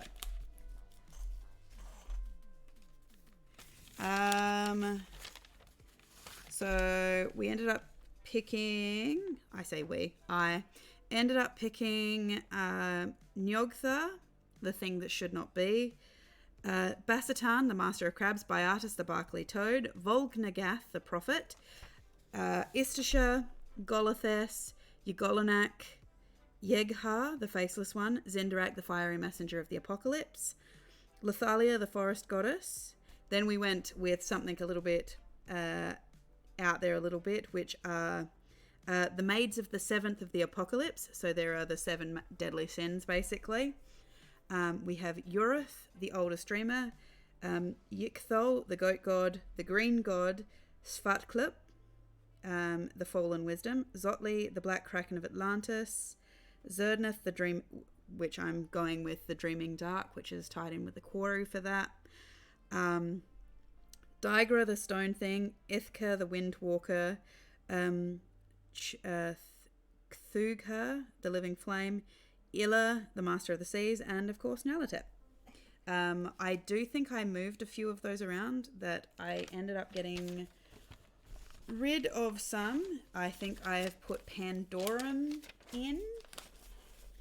If I look through my notes here. So we have the Maids of the Seventh. So we have Mordegan, the Charnel God. Minogra, the She-Demon of the Shadows. Percy, the Bringer of Destruction, linking into Persephone. Kasogtha, the Leviathan of Disease. Mormo, the Thousand-Faced Moon. Sheb-Teth, the Devourer of Souls. Yagni, the Apathetic Mirror. We've got Zotli, Zikthol. Then we went with Svatklip still. Nope, I didn't. I removed Svatklip. I think I went with Ragnora. Yeah, Ragnora, the Mother of Monsters, kind of based on Echidna a little bit. And then we went with Pandorum, the Oldest Dreamer. So yeah, we kind of messed around with a lot of that, and didn't necessarily go with all from one source. Some of them are creations from other sources and things like this. Like, I believe Pandorum is actually a D&D elder god. And the whole point with it is not all of the gods are not all of these characters and all of these bad guys are meant to be defeated. Like, for example, there is no way for them to properly and truly defeat Pandorum, just because of the nature of what he is. And so I'm really interested to see how they'll deal with it.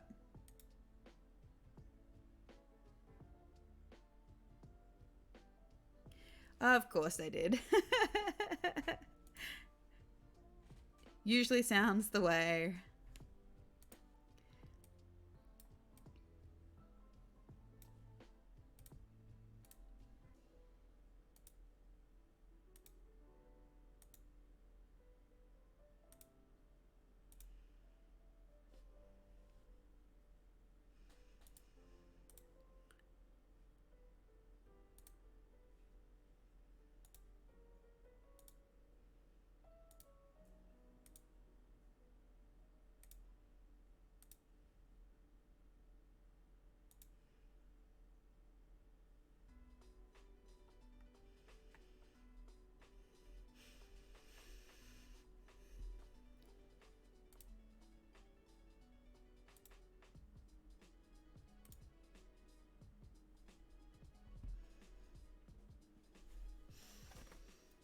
I think I get the impression West Marches, I've never played West Marches, so I wouldn't know for 100%, but I get the impression that West Marches games do have the tendency to kind of be a bit more like mission based and following that kind of methodology.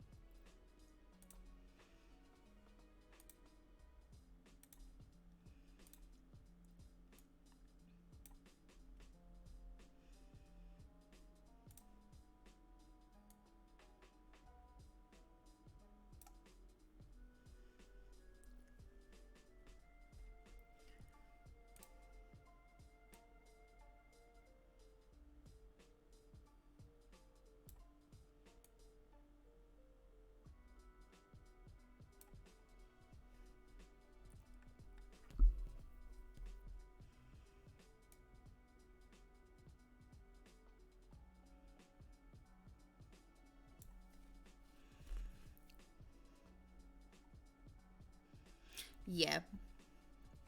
And see, I don't think I could, I don't have the ability to run a Smarches game, I don't think. It'd be cool to run like a collaborative story like that, but I honestly don't think I could because of the convoluted way I tell stories, so.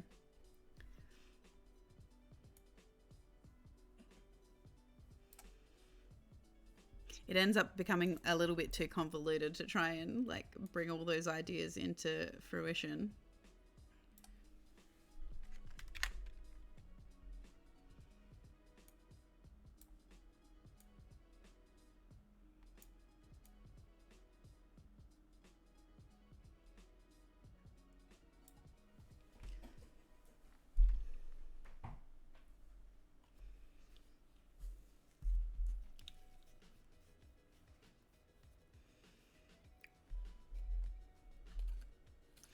All right, Target, have a great night or day wherever you are in the world. Thanks for coming in and saying hi.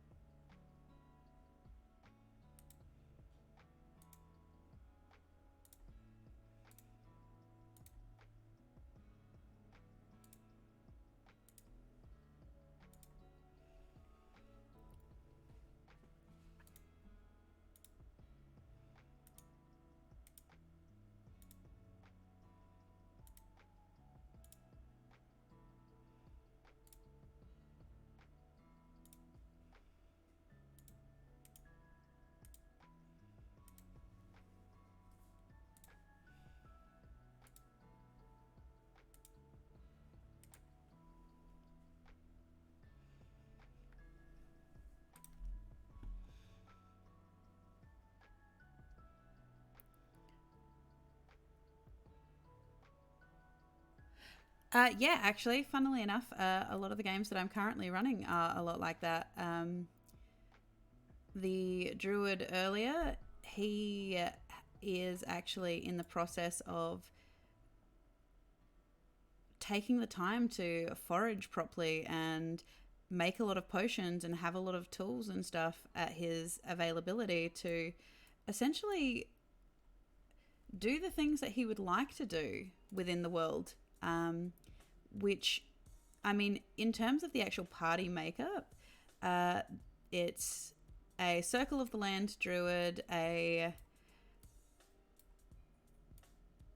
think College of Glamour bard, an enchantment wizard, a Lurker of the Deep warlock, I believe, patron, and a gunslinger. They're not a particularly heavily armored party, so they're actually really good at utilizing what they have at their availability to create the things that they need to basically not die in the world.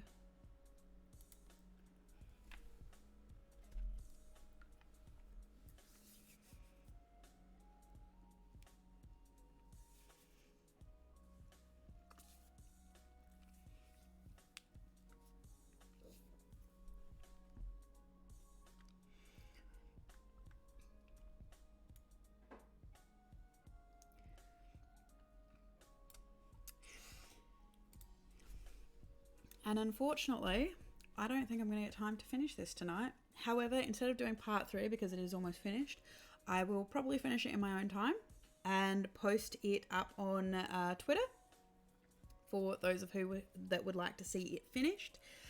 Just because it is getting rather late on my end.